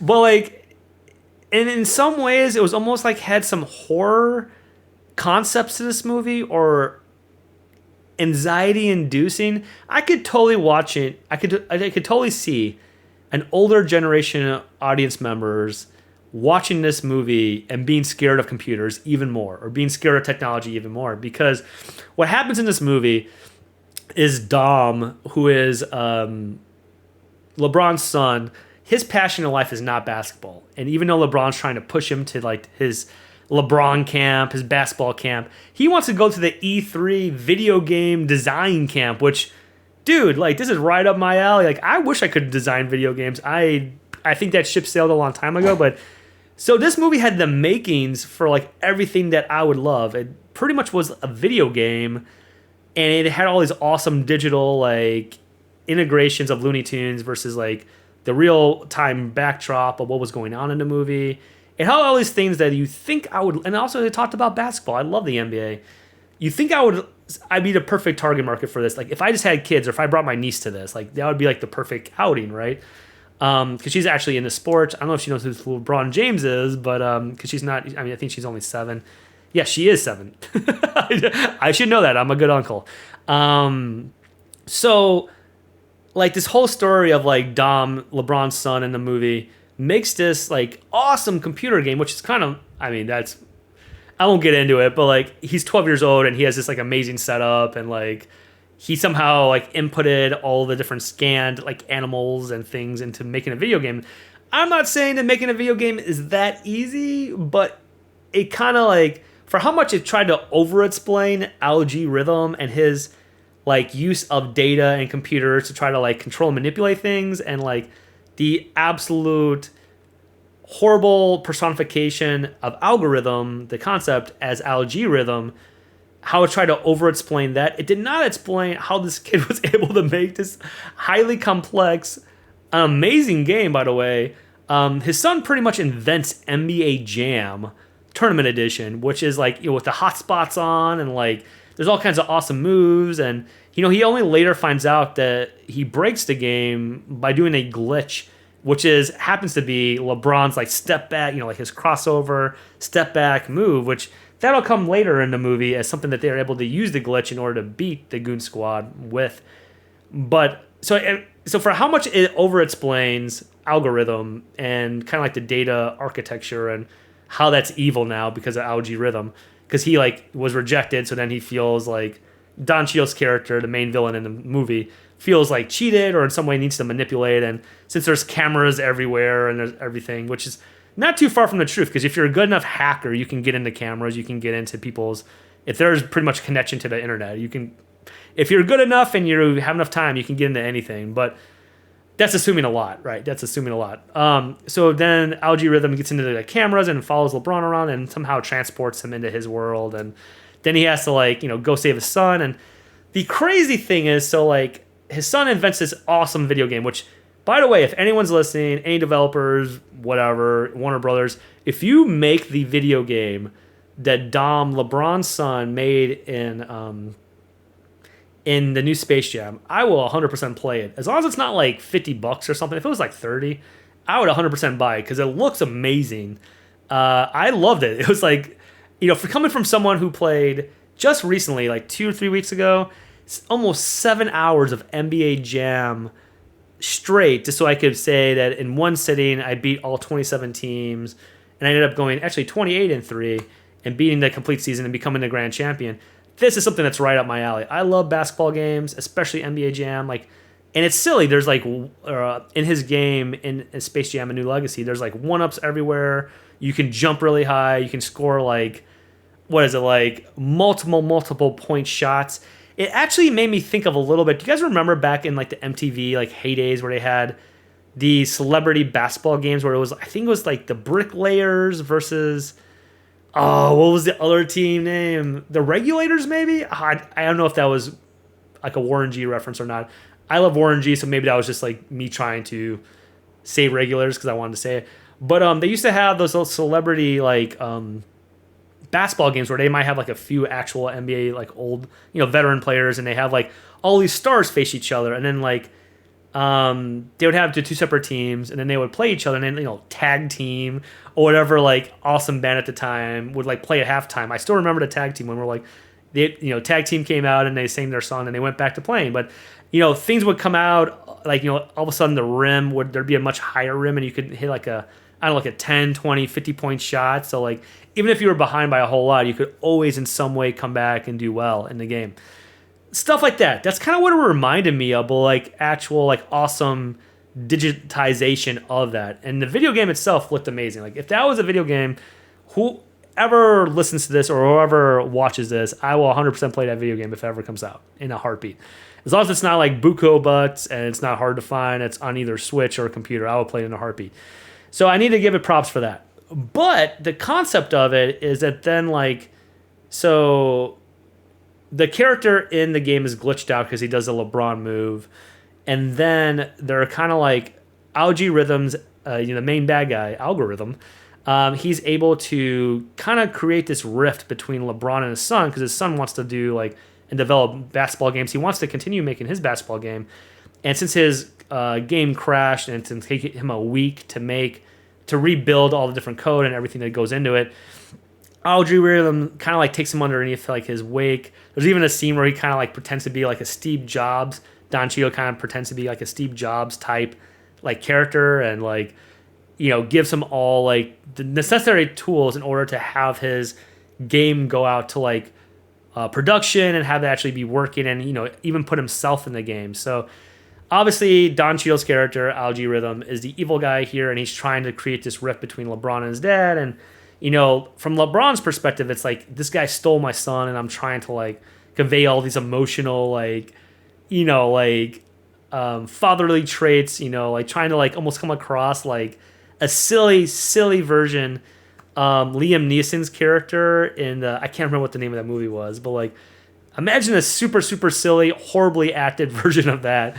Of like, hey, I'm gonna get you, like that's my son. This is serious, all this stuff.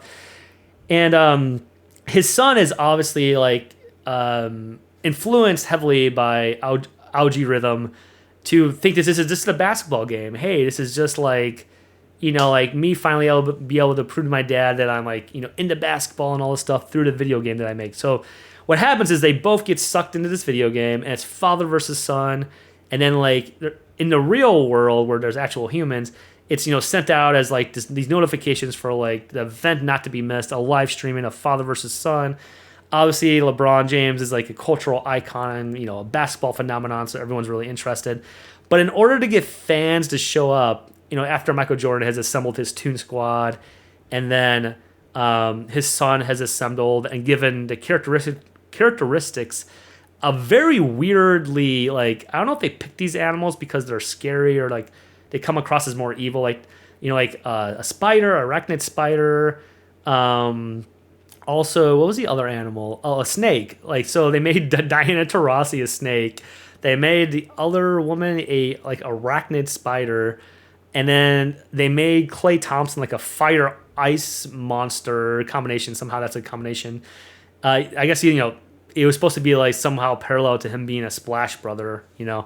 And then Anthony Davis was the Brow, and was just this big menacing character that just had like a unibrow. Which, hey, more power to him, right? I mean, I think he still kept that thing. So, and Anthony Davis is an awesome player. So, also, it must have been weird that since LeBron and Anthony Davis are now actually teammates, it must have been weird to like face each other and be like, I mean, this is all like green screened, obviously, in CGI, but it must have been interesting to work on this movie together in obviously a very different environment that they're probably used to going to and playing for the LA Lakers in, right? Much different work environment. So there's this whole basketball game, and obviously his son knows the basketball game super well, and like he's killing it. Like he's able to use all the power ups, and everyone on his team. And like at halftime, they're beating the LeBron-led Toon Squad by like it was like over 1,000 points. I want to remember the exact score at half. It was either halftime or the third. I think it was halftime. And it was 1,039, I think, to 37. So 1,002 points was the difference. So definitely some like extra points in the mix and some things going on. And before I even get into the rest of what happens, and obviously spoilers ahead. Oh, when I produce this video, I will definitely put in spoilers just in case. I can't imagine you haven't already heard by now. I mean, the movie has premiered, I think, on Monday to people who wanted to pay extra for it, and we just watched it last night on HBO Max. So shout out to HBO Max for giving us those the early 30-day pass to movies that just come out. That's pretty sweet. So I definitely would not have paid to see this movie, but the fact that it was on TV, hey, right? Might as well watch it, right? Being as big of a fan of Space Jam, the original, that I am, and Michael Jordan in general. But so before we get into what happens in the second half, which was absolutely, as you can tell, it's going to be absolutely ridiculous, how they get people to show up in the audience for this huge basketball game that's going on. Oh, and I actually forgot about, okay, I'm going to go back to that in a second. There's something else I definitely want to talk about. It's a combination of Warner Brothers' huge collection of IP, their collection of every movie that they seriously have ever made. The only thing that I saw that was missing, and maybe it was like out of the corner of my eye, or maybe they didn't include it for a reason because of legal concerns, I didn't see Godzilla anywhere. But I saw, oh my goodness, I saw King Kong, Wizard of Oz, Batman, various Wizard of Oz, various Batman characters, or Clockwork Orange. What else? Oh, The Mask at one point. You guys remember The Mask with Jim Carrey? Men in Black. My goodness, there are so many different ones. King Kong, I think I've already said King Kong like 3 times. And just so many other ones where you're just like, okay, well, I'm fully aware now of the infomercial that I'm currently watching about basketball that has LeBron in it. How many different franchises Warner Bros. Has? Thank you for sharing that with me. Thank you so much.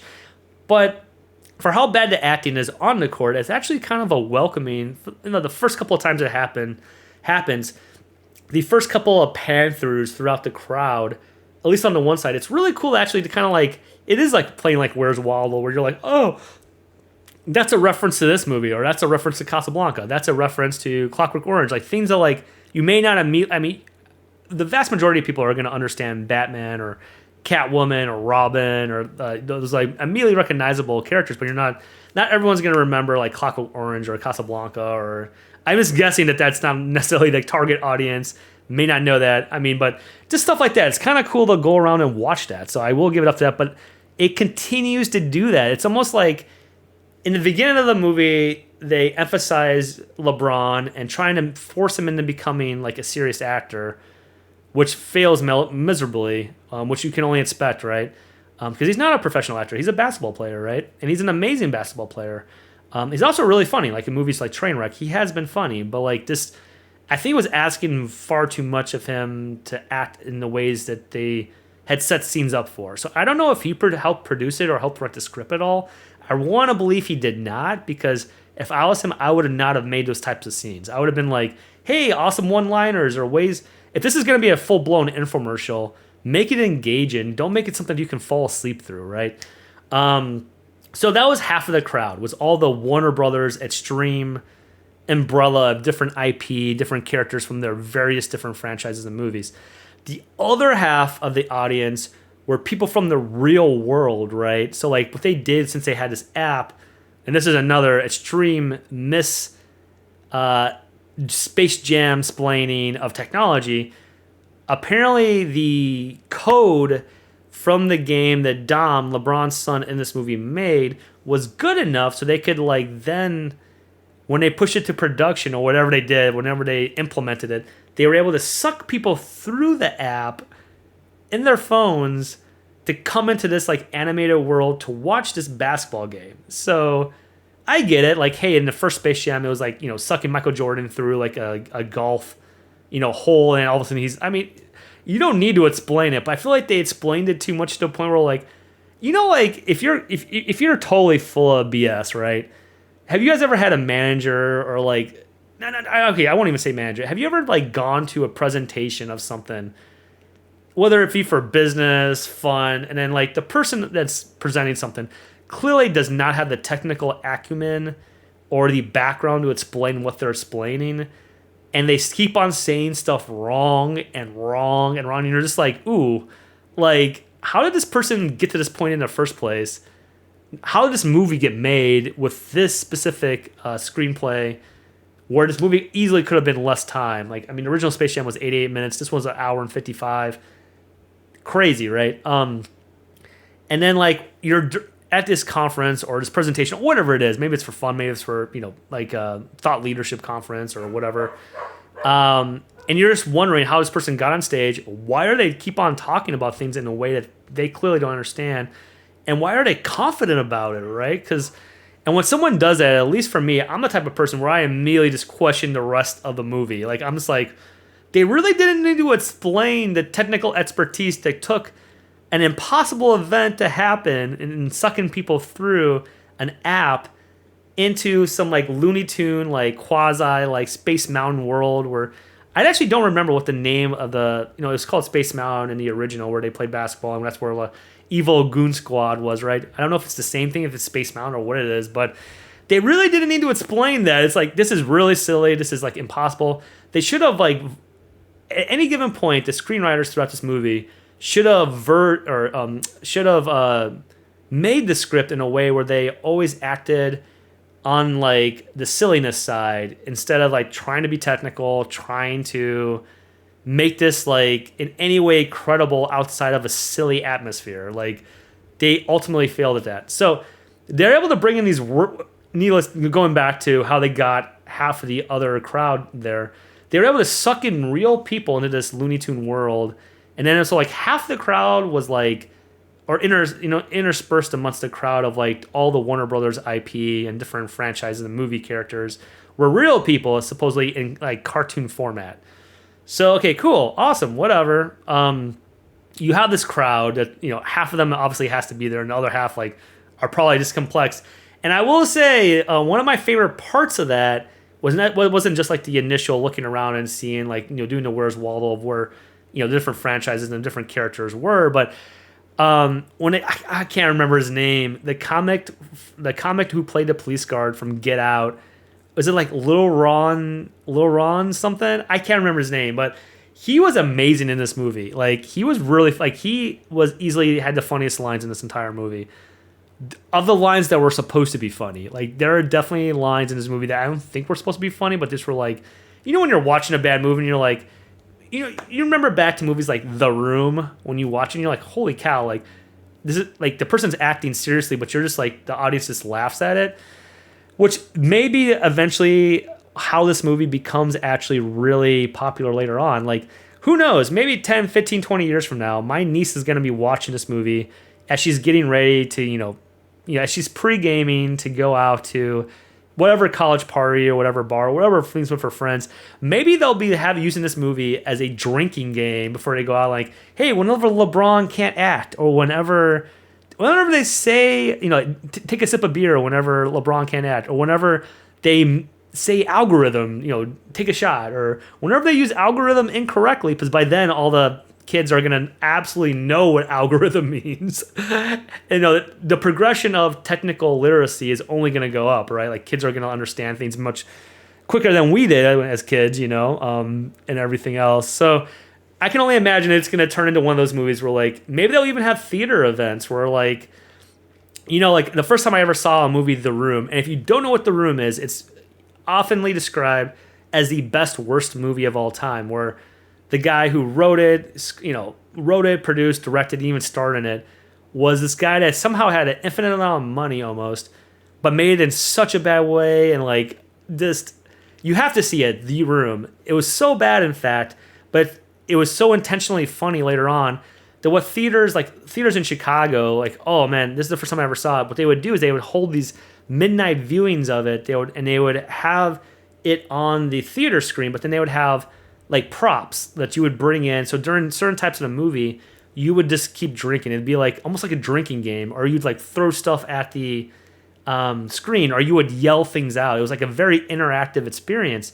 Because of how bad the movie was. It was so bad, actually, that another movie, The Disaster Artist, with James Franco, and he actually, I want to say James Franco, did he win a Golden Globe? He was at least nominated for a Golden Globe and an Oscar for this. So, have it come full circle is the original director, creator, writer, all the stuff of the quite possibly the best movie ever made, The Room, eventually was actually on stage at a major awards like ceremony, was on stage at the Oscars, and was on stage at the Golden Globes, I believe. I'll have to check that to make sure, but I'm pretty sure it was, because I remember recording it, having to send it to a few of my friends who have watched The Room, and just being like, holy cow, he finally made it. Wow.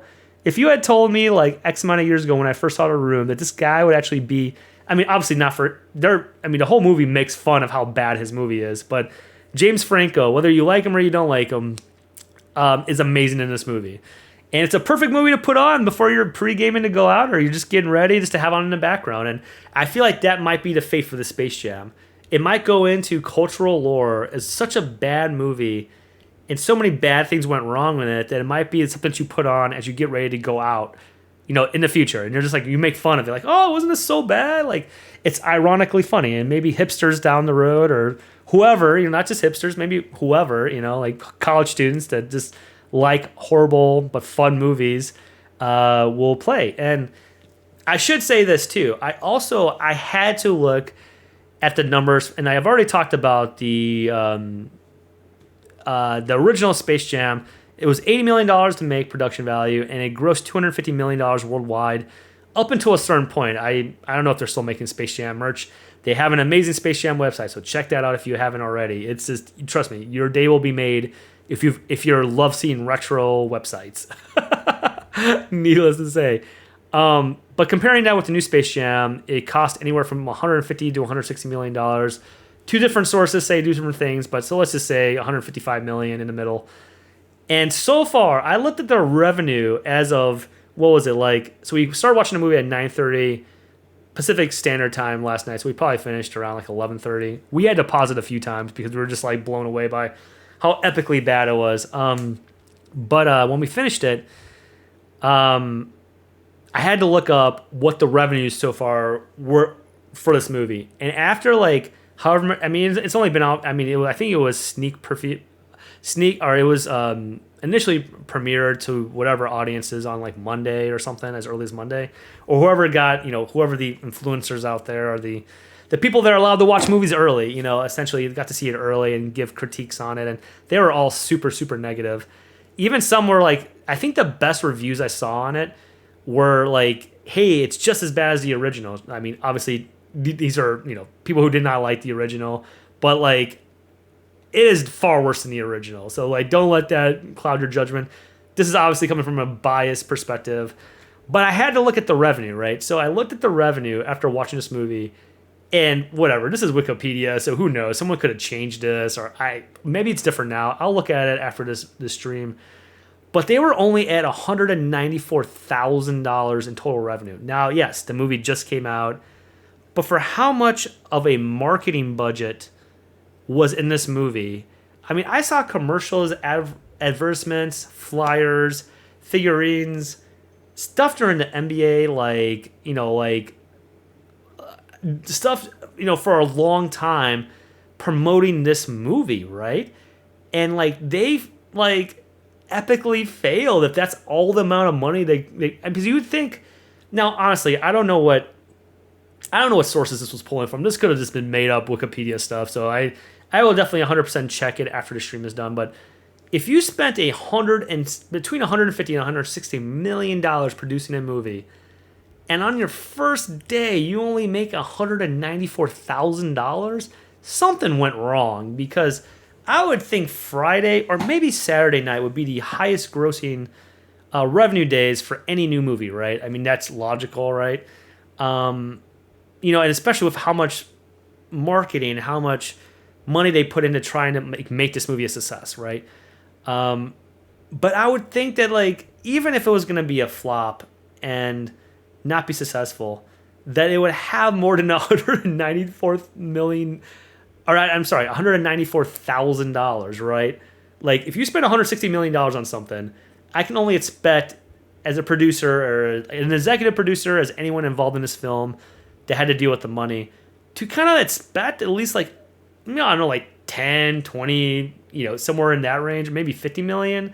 Obviously, if it was a success, I guess that first weekend, you could look back and say at least we we're halfway to how much money we spent on it, or I'm not sure what the ratio is. I'm not a music exec or a movie executive, but I can only imagine you're looking to make back at least half your cost during the opening weekend if it's going to be a huge movie. So, and when you compare the ROI of the original movie, which let's just say 250 million is a number. I mean, these are all from Wikipedia, so it's as accurate as someone footnoted it and inputted it as. So, let's say the original Space Jam cost 80 million and brought in 250 million, right?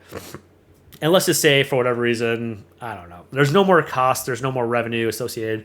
The Space Jam website isn't paid by Space Jam, and let's say there's no more revenue from merchandise or whatever, which I think there still is merchandise that you can buy. I bought this. I might have bought this overseas. So maybe this wasn't from the original Champion or whoever, apparel maker that made this. But it's still sweet, though. There's still a lot of demand and interest for the original Space Jam. That was my whole point of saying that. But let's say $80 million cost and $250 million in revenue. That's over a 3 times multiplier. So if you subtract, the 80 million out of 250, I mean, dude, that's, how much is that? 170 million profit in 90s money? So I don't know what the current inflation when you compare money from the mid to late 90s is, but I can only imagine it's at least a 20 to 30% lift in inflation, maybe all the way up to 50%. I don't know. I'd have to look that up. So let's just say a $107 million profit is really somewhere between 2 and 300 million, right? That's an insane amount of money, and for something that they may not have thought would be that successful, was a runaway success. I had to look these stats up, but the Space Jam, I almost said NBA Jam because I love the game so much. The original Space Jam is still the best-selling basketball, not just animated basketball or animated sports, the best-selling basketball movie ever made. Yes, you heard that right. Space Jam is the undoubtedly highest grossing baseball or basketball movie ever made. And there are some decent basketball movies out there, even some huge Walt Disney movies, and some they were more made for TV or direct to video. Some of them were, but other ones were really awesome. So you have that. It also, in 96 when it came out, I think that was when whatever year that it came out, it was the 10th most grossing film of that year. So not only did it stand its ground in its genre movie, but it stood its ground and then some in the total cinematic industry as a whole for that year, which says a lot about it. So yeah, it was a runaway success. Obviously, I mean, if you're an executive and you see that a movie with Michael Jordan and Bugs Bunny in it just made you $170 million profit, you're definitely getting a bonus that year. You're getting a bonus that quarter. You're maybe getting your promotion, whatever. Like that is the metric for success. So we'll still have to wait to see where the new Space Jam lands. I can only imagine it's not going to make that 160 million or 3 times whatever that. So what's 3 times 160 million? My math's good. Is that 580? That's mental math. So let's just say 600. I highly doubt this new Space Jam is going to make over half a billion dollars. I'm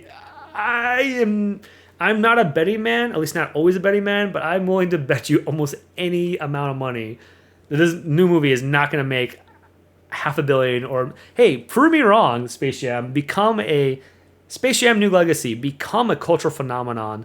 Become so bad that you're at theaters. You're the pregame movie to watch of choice for new college students wanting to take drinks or shots whenever like LeBron acts bad or whatever they hear algae rhythm or anything like that. Like, hey, like prove me wrong. Like I would love to see that because I hear no matter what, this movie was in some ways fun to watch, but probably for not the reasons the Warner Brothers executives and everybody else wanted it to be.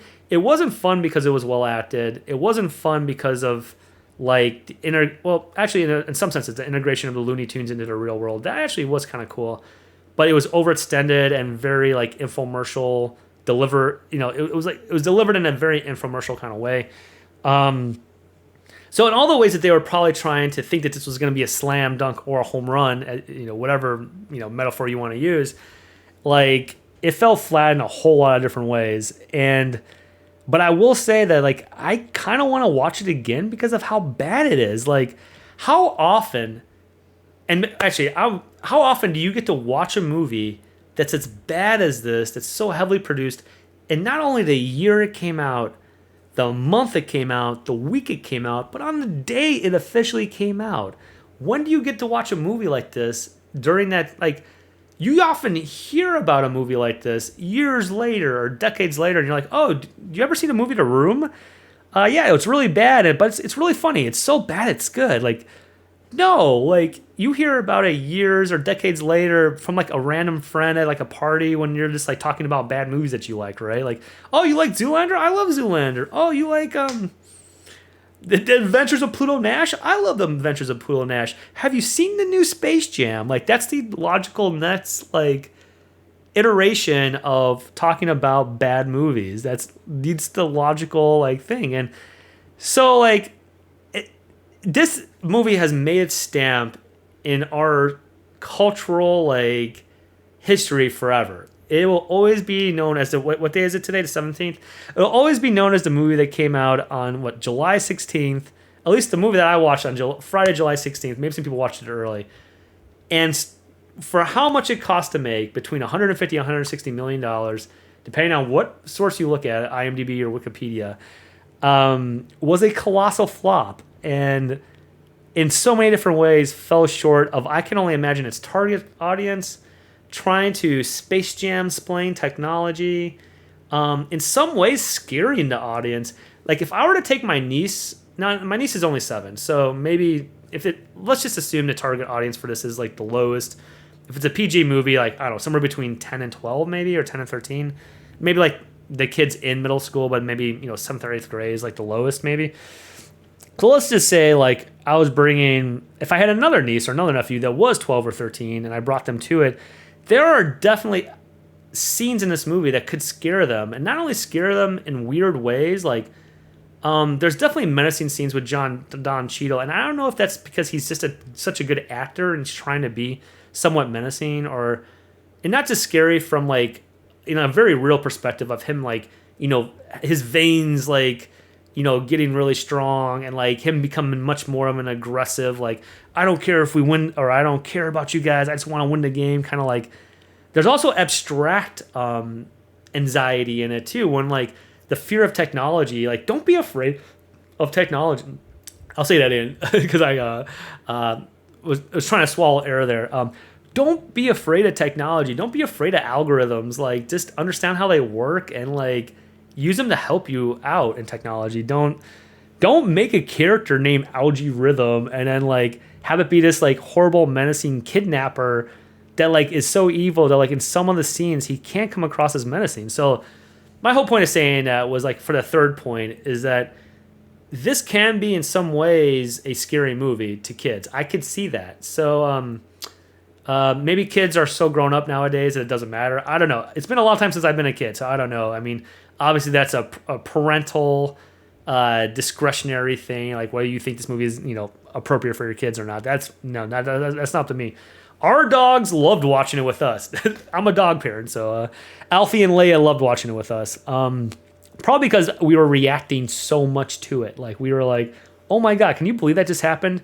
And now I need to fast rewind to one specific. I need to talk about this of how random this movie was. There was one scene, and I'm not sure if it was Hollywood trying to appropriate what NBA basketball culture is, or like I'm not sure how to say this the best way I can, but like how to talk about the various different preferences or likes of typical NBA players or fans of the NBA.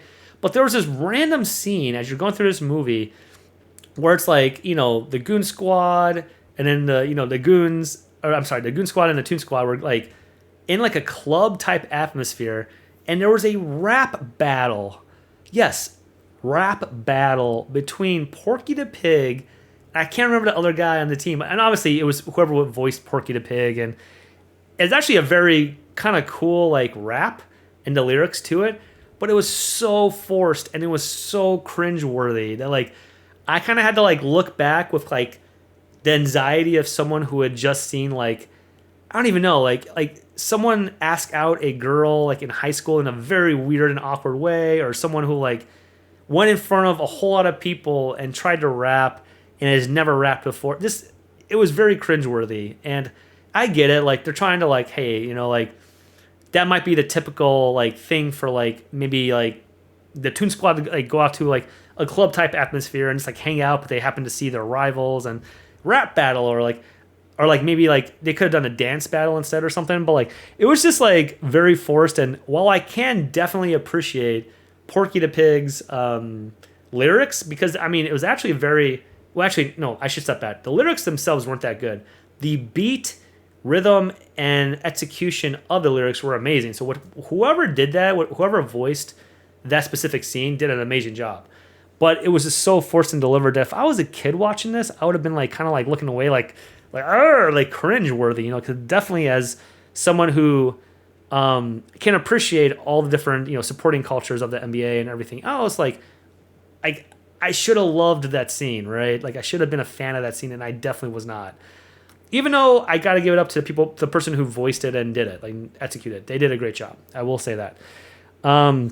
So now, yeah, so we're watching this. We're now gone through many different struggles and trying to keep watching this movie. We're streaming it, but we're pausing it just to make fun of it. We're pausing it to like look up stuff, just because like I'm like their transitions aren't always solid in this, or don't always make sense. Like they go from like one integrated scene of like Looney Tunes and real life videos to all of a sudden being in a different scene, and like the transition. I mean, you get the overall like reason why they're transitioning, but like it's funny that they don't over-explain that, but then they over-explain other things which don't make sense that they over-explain. That they just don't let it be silly. So we're in this final game, LeBron versus his son. Eventually his son comes over to the good side with LeBron, but then they have to face now the Don Cheeto, who is cheating up a storm. He's using which actually I thought that's just kind of cool, but Dame Time, which is Chronos. I don't know if they looked heavily to Chrono Trigger or anything like that, or maybe they just Chronos because it means time, right? Chronograph, like anything like that. It's the Latin prefix for. Yeah, he's able to stop time. Damian Lillard's character in it, his animated evil character in it, is able to stop time and stuff. And then like the grandma's able to come out and able to like stop him, which is really cool. And then, it's okay. It's not super cool. I don't want to overstate it too much. And they, eventually LeBron's son comes over to his side. So it's LeBron and his son, which actually, that's also a decent part of the movie because it's like, I know eventually he stated this publicly, but LeBron eventually wants to play with his son in the NBA. And I think that's amazing. Like, if that ever happens, have your Ken Griffey Jr. and senior moment. Like, if you guys don't know about this, one of the greatest things, I mean, this has got to be like the greatest father, or one of the greatest father-son moments in sports history ever, is when Ken Griffey Jr. and Sr. both hit back-to-back home runs in the same game on the same team. That's amazing. So I don't know if LeBron's trying to do have like this Ken Griffey Jr. and Sr. moment where like it's going to be him and his son playing on the same team together, or maybe against, on separate teams. I don't know if this is foreshadowing to that or whatever. And obviously the actors used in the movies are not his actual family in real life, right? In case you didn't already know that, or we're expecting that to be that. Because you want there to actually be good surrounding actors. I mean, I don't know. Maybe LeBron's children can act, and maybe his wife can act. I don't know. I shouldn't say that, but I can only assume that these actors are obviously professionals. So it's good to have good professional actors surrounding LeBron in this case. So then they have to face the Goon Squad, and then what they have. And the reason why I'm saying this is very specifically because I did not understand this at all. And maybe someone much smarter than me, or maybe that has analyzed this, can think of it. So what they essentially have to do is, since Don Cheadle, Algae Rhythm, is cheating now, and the Toon Squad's only up by 1, he cheats and takes away points from a shot that's made, and then he goes down and just scores at will, right? Some awesome shot. So they're losing this game, and they need to score like the final basket. So if you remember back to in Space Jam, the final basket, the Space Jam, the one with Michael Jordan, the final basket is scored by Michael Jordan reaching with his arm, becoming full Looney Tune, and reaching out and scoring the ball, like from as a half court. I think it's maybe a little bit before half court where he takes off and scoring the game-winning extended slam dunk, right? And then they win, and it's awesome. But I think the point totals in the original Space Jam were only they weren't in the thousands, needless to say. In this movie, they're in the thousands, which is kind of wild. So, so they have to think of a way in order to, break Algae Rhythm, the main bad guy in this movie's, hold on the game and his ability to cheat in the game, because otherwise they're just going to lose, right? So they remember back. And an ingenious moment happens with the son where he remembers back and he's like, whoa, I could do a glitch. Like, the glitch originally broke the game, which wasn't really explained earlier on. Like, I actually thought when he originally used the glitch in the game, when he was playing with LeBron in his bedroom, when he was showing his dad his game that he made, I originally thought that the glitch was or I assumed the glitch was Algae Rhythm messing with the game, and then that was his way of trying to start to create the rift between LeBron and his son in the movie. But apparently it wasn't. So apparently this glitch exists where if you do LeBron's his crossover and then his fadeaway turn and fadeaway move, it causes this glitch which doesn't allow the game to, it essentially breaks the game. And so what they need to do is the Toon Squad needs to decide who's going to take that shot and break the game. So then that disallows the Goon Squad from being able to cheat and gives them the higher possibility of winning, right? So LeBron's so heroically, he's like, I gotta do this. I'm not attuned, so I won't be broken, I won't be glitched. But then Bugs Bunny steals the ball on the in-ball pass, and then he does the glitch, and then he's glitched out. And I'm like, are they just gonna kill Bugs Bunny in this movie? What the, what the heck? What are you thinking? So Bugs Bunny is then glitching out, he's obviously injured. He has all these things going wrong with him. But he was able to glitch out of the game and break the game. So then the Goon Squad couldn't cheat anymore. And then obviously LeBron grabs the ball and runs down the court, and it's about to this is, the climax of the movie. And I'm just gonna spoil it. Whatever. I'm gonna put no spoilers in this video. I mean, if you're still watching me now, I'm guessing the spoilers are not gonna be what either detracts you or attracts you to this movie. I guess it's going to be either how bad it is to actually see and discover for yourself how bad this movie is, or how good it is, depending on your take on your preference on movies. So maybe you love bad movies, I don't know. Or maybe you love this type of movie, don't want to assume anything. So the climax of the movie, spoilers ahead, absolutely, is that LeBron's going for the last shot to be able to win the game, beat the Goon Squad, give everybody back to the real world that needs to go back to the real world and send have everything back to the way it used to be, right? And one thing I should note is that earlier in this movie, Bugs Bunny was also sad because apparently the Goon Squad had taken all of Bugs Bunny's friends and animated co-characters from his world, so he was the only one left. So I don't know. That's something that they don't really explain either. So there's both. The only reason why I'm saying that is because there's both definitely enthusiasm and cause for LeBron to obviously want to get his son back and send all the humans back to the real world.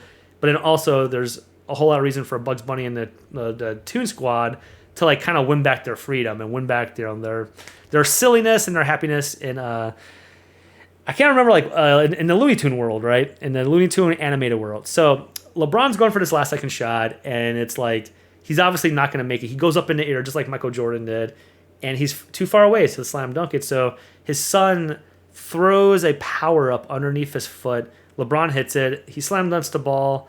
Toon Squad wins. Yay! Whatever.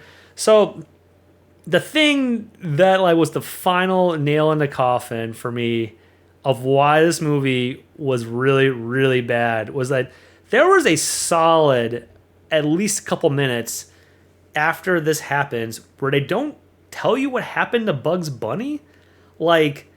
So Bugs Bunny easily, if not one of the most celebrated, decorated, most popular, most successful, absolute animated icons from Warner Brothers, kind of dies, and it's ceases. He's glitching out because he did the move in order to sacrifice himself so that the Toon Squad could win the game, and you don't really know what did he. So I was looking at my wife during this time because I knew there was only the Toon Squad just won. They were kind of going through oh, everything's happy all again. They weren't really talking about Bugs Bunny at all, and I seriously looked to my wife and I say, is Bugs Bunny just going to die? Is he this is going to be the end of Bugs Bunny?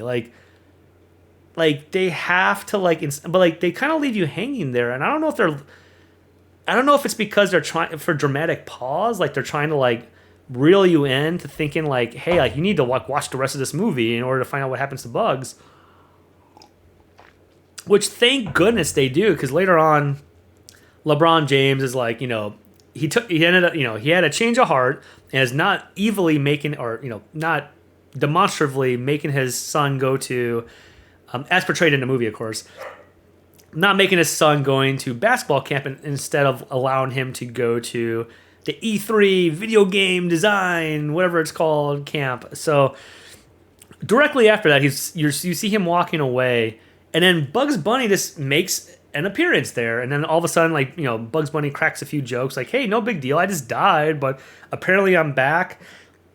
And then they don't explain anything that happened to Bugs in the glitched out semi non-permadeath that happened to him as the hero that saved the day and allowed the Toon Squad to win. They don't explain that. So for all the reckless abandonment of technical acumen and trying to, I'm just going to call it Space Jam splaining every other technical aspect of this movie and making this movie way too long in the tooth and making this movie easily 20 to 30 minutes longer than it should have been.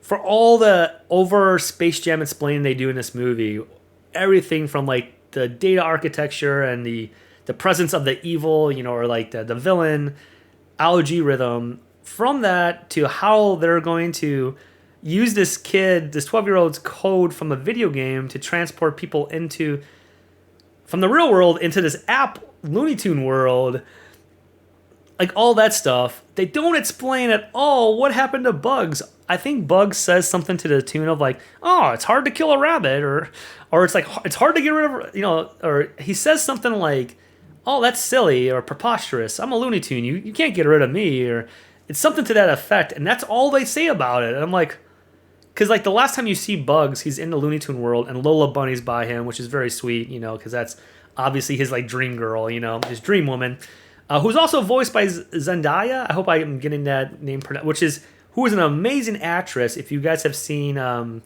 my goodness, my wife's gonna hate me for this. What is the name of that show?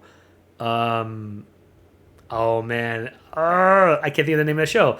Anyway, she won, I believe, an Academy or was at least nominated for an Academy Award and a Golden Globe for that movie or for that show. Oh, I'm sorry, you don't win.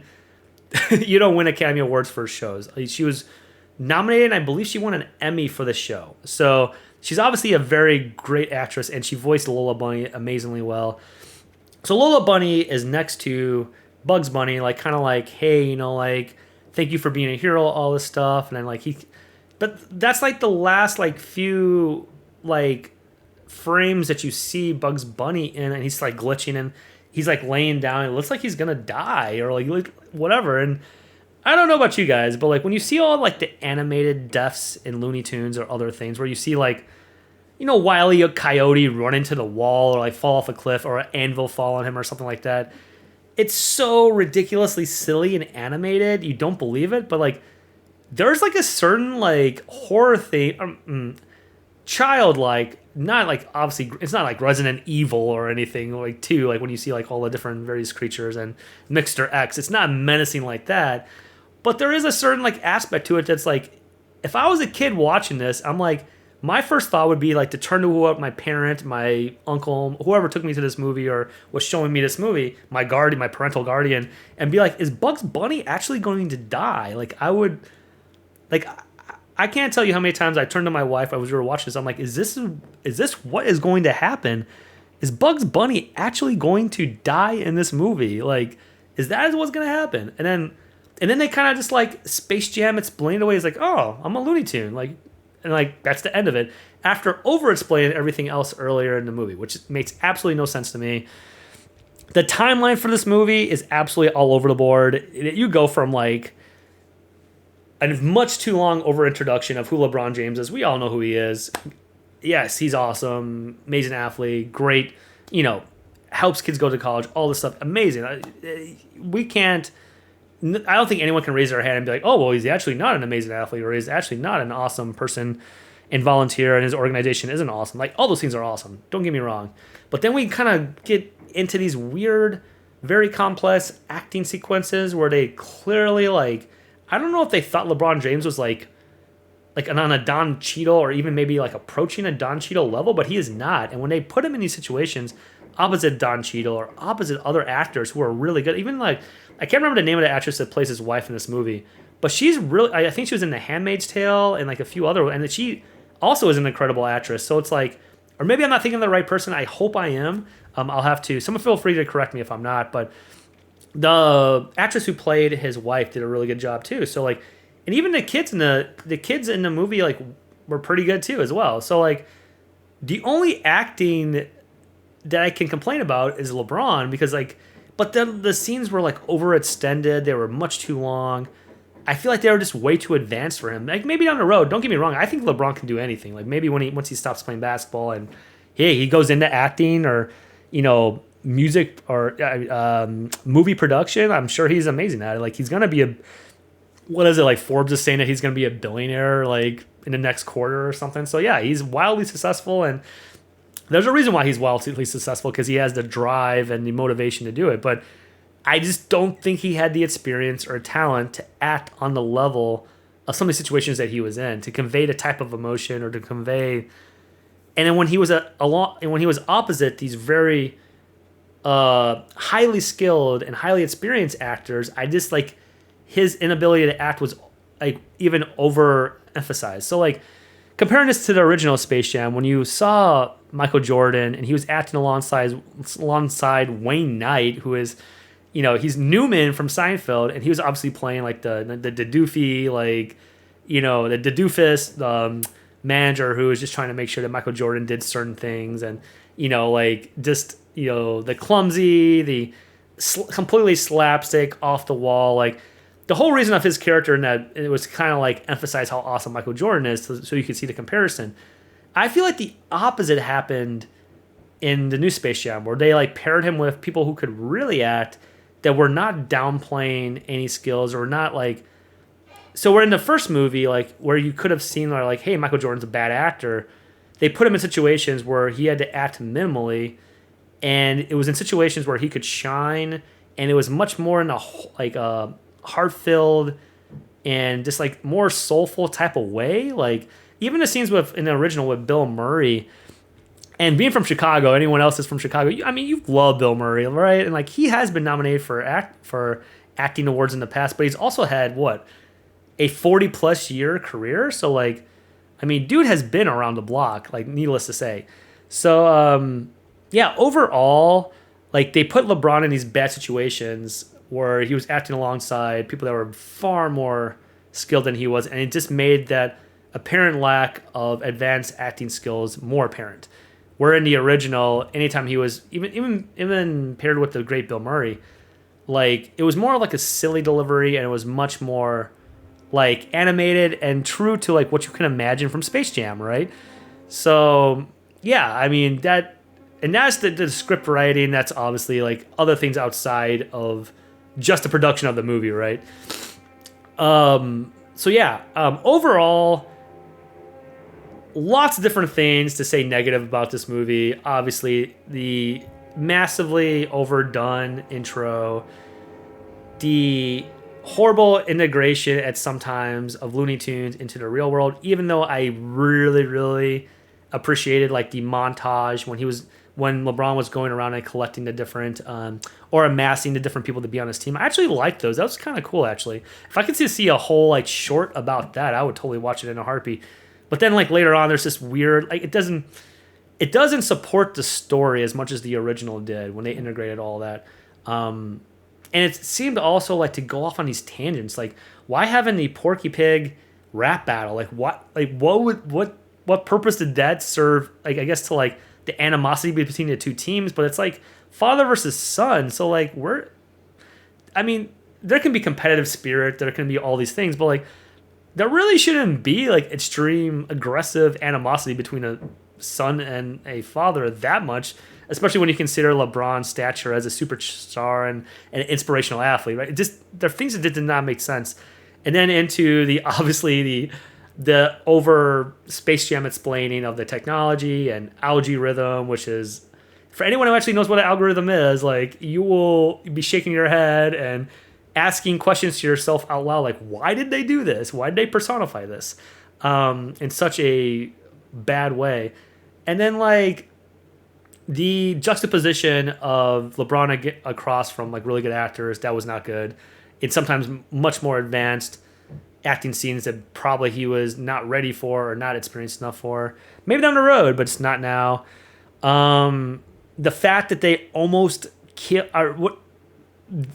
that they allowed audience members to believe that Bugs Bunny might be dead, I can only imagine is the biggest faux pas in Space Jam history. Like, I'm trying to think of another one from the first Space Jam where, like, at any point did they, like, try to kill a character? Or, like, I guess Danny DeVito could be kind of menacing because, I mean, well, Danny DeVito plays the villain so well in movies. So maybe, like, that could be scary. But, I mean, it was always, like, they made him as, like, a short, kind of, like, tubby, like, person that, like, obviously was trying to compensate for, like, his physical or emotional stature. So it was, like, at no point did you believe that Danny DeVito's character or any of the Goon Squad could actually, like, kill someone or, like, beat someone in basketball, right? Like, so, yeah, that was absolutely atrocious in this movie. And then also, too, can we just talk about the soundtrack or lack of soundtrack? Like, one of the best soundtracks in the 90s for movies, and this is a different time period when people actually bought soundtracks for movies, listened to them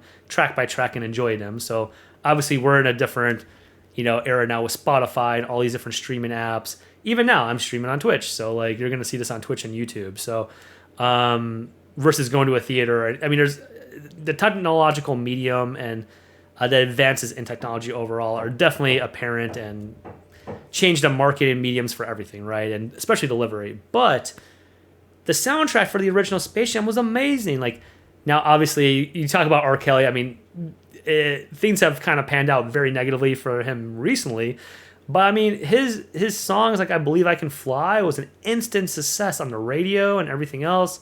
You had the Quatty DJs with, like, pretty much the same song as Come On Ride the Train, but it was like, come up and slam now. We got a real jam going down. Welcome to the Space Jam. Here's your chance. Take your, all that.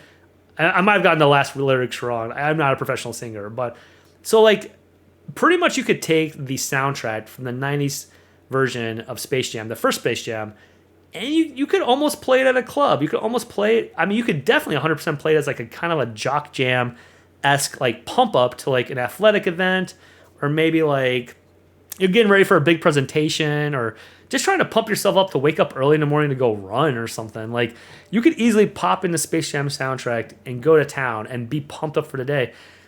Other than like the sound effects and like the song that was obviously written and composed specifically for Space Jam, for the Porky Pig rap battle sequence.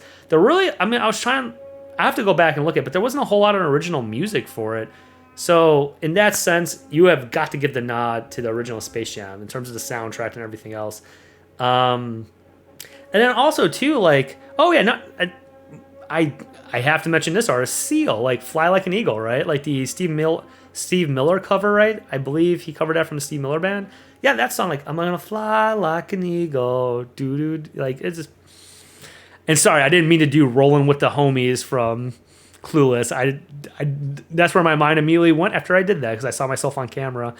But yeah, hey, if you can't tell now, I'm a 90s baby for sure.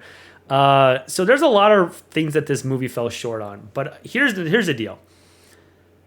This movie is horrible and an absolute dumpster fire and falls short in so many different ways. But, I would still say that if you're a movie buff, if you at least somewhat like basketball, or maybe your kids at least somewhat like basketball, I feel like this is the type of movie you absolutely have to go see. And you're probably wondering why I'm saying that, because I've said nothing but negative things about this movie, other than like it looks cool, and the integration of Looney Tunes into the real world is sometimes really awesome to see the different. And also, it's cool to see play Where's Waldo in the crowd and see all the different Warner Brothers franchises and movie characters and everything. But besides for that, the reason why you should absolutely 100% honestly go see this movie, because I don't know if you'll ever be able to see this bad of a movie in the year, in the month, in the week, the same weekend that it comes out. Like, when can you say that? Like, this is going to go down as the cultural event, the crazy cultural event, socio-cultural, epic cinematic event that went down when they tried to make a new Space Jam. It epically failed. So let's sit back and relax this dumpster fire. Let's sit back and watch this train wreck. Not to quote LeBron's earlier movie where he was actually hilarious in, but train wreck of a movie.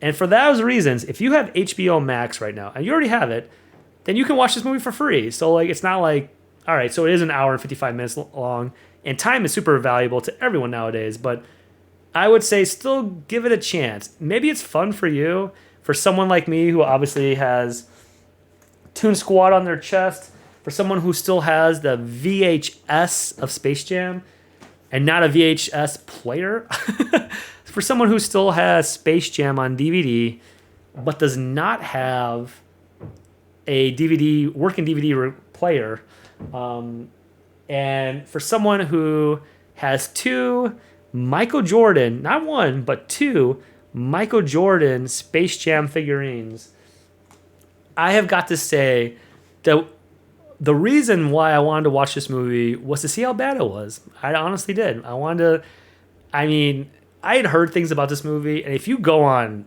Google right now and type in Space Jam New Legacy reviews, and the first X amount of things that you'll see are like 1 out of 10, horrible reviews, do not see this movie, all the stuff, but don't pay attention to that. I think you should watch this movie because it is so bad, because years from now, your children, or maybe your niece or nephews, are going to be in college, and they're going to be like, you know what do I want to put on for 2 hours while I'm getting ready to go out, or while I'm pre-gaming with the boys, or while I'm I don't know, doing stuff in order to get ready to go out to a party, a club, or whatever college kids are doing. Maybe the college kids in the future will just be staying home. So maybe getting ready to go over to someone else's LAN party, or, I know that's a wild assertion, but while they're getting ready, they may throw on Space Jam: A New Legacy. They may be doing, they may be having drinking challenges. This may turn into a drinking movie where they drink every time LeBron can't act. They say the words like, they say algorithm, or they use algorithm incorrectly, or anytime they make reference to like something that's just absolutely ridiculous, or whenever you see certain Warner Brothers franchise characters, which is a whole lot, especially towards the end. So this could easily turn into one of those cultural phenomenal movies where you can say like, hey, you know what, kids? You know what, niece? You know what, nephew? Or, hello, young kids. I can tell you what I was doing the day this movie came out.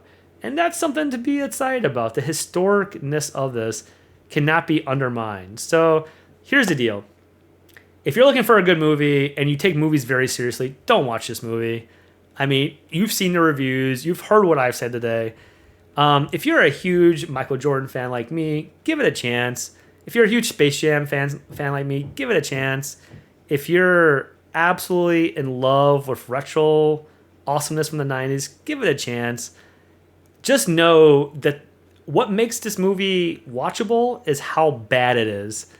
And kind of like wanting to see how bad it is. Like when people see an accident on the side of the road, people rubberneck. They want to see how bad it is. Even though this is like a negative thing, they just can't help but look at it. And sometimes it's cringeworthy, sometimes it's bad, but that's the excitement of it. And the things that this movie does right is that the incorporation and the digital transformation of Looney Tunes into the real world, you honestly have no idea what's going to happen next. You don't know what Warner Brothers franchise character you're going to see next. You don't know how they're going to be incorporated. All these different things. For those reasons, you should definitely watch this movie. If you can watch it for free on HBO Max right now, absolutely do it. You don't want to be, years from now, maybe decades from now, being told about this movie by your children or your niece or nephew or something, or whoever, the younger generation, and being like, you know what, we're now using this movie as a drinking game, because this movie could easily turn into a drinking game. That's how bad it is. With that, that's been my review. I have streamed for, 2 hours and 40 minutes now, so I think that's plenty. A Space Jam review. I touched on everything pretty much I wanted to. I'm going to try to edit this and then post it to YouTube because I feel like people should hear this. Both the positive and the negative of the movie, not just 100% the negative. But I hope you've gained some insight into this movie. I hope that you give it a chance and go see it, at least for how bad it is. It's going to, I believe, if I had to predict, it's going to turn into some kind of event in the future. Something, whether it's a drinking game or just remembering back to remember how bad this movie is. It's it's an exploration of cinematic grandness on a historic proportion. So yes, that's my review. I am gonna go now. Maybe watch the original Space Jam to get this taste out of my mouth of whatever it is that I just watched last night.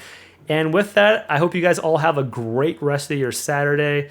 Thank you so much for tuning in. I appreciate all the follows, both on Twitch and especially the subscriptions on YouTube as we try to grow.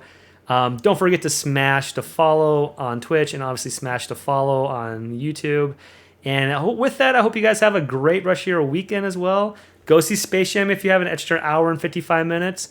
Report back to me. Let me know if you loved it or hated it. I want to know. These are just my opinions and my opinions alone from someone who is extremely biased towards loving the first one, even though I'm trying to understand how bad of a movie that also was. So I'm trying to look at this through an as unbiased opinion as possible, and sometimes that's almost impossible to do. So I hope you guys can understand.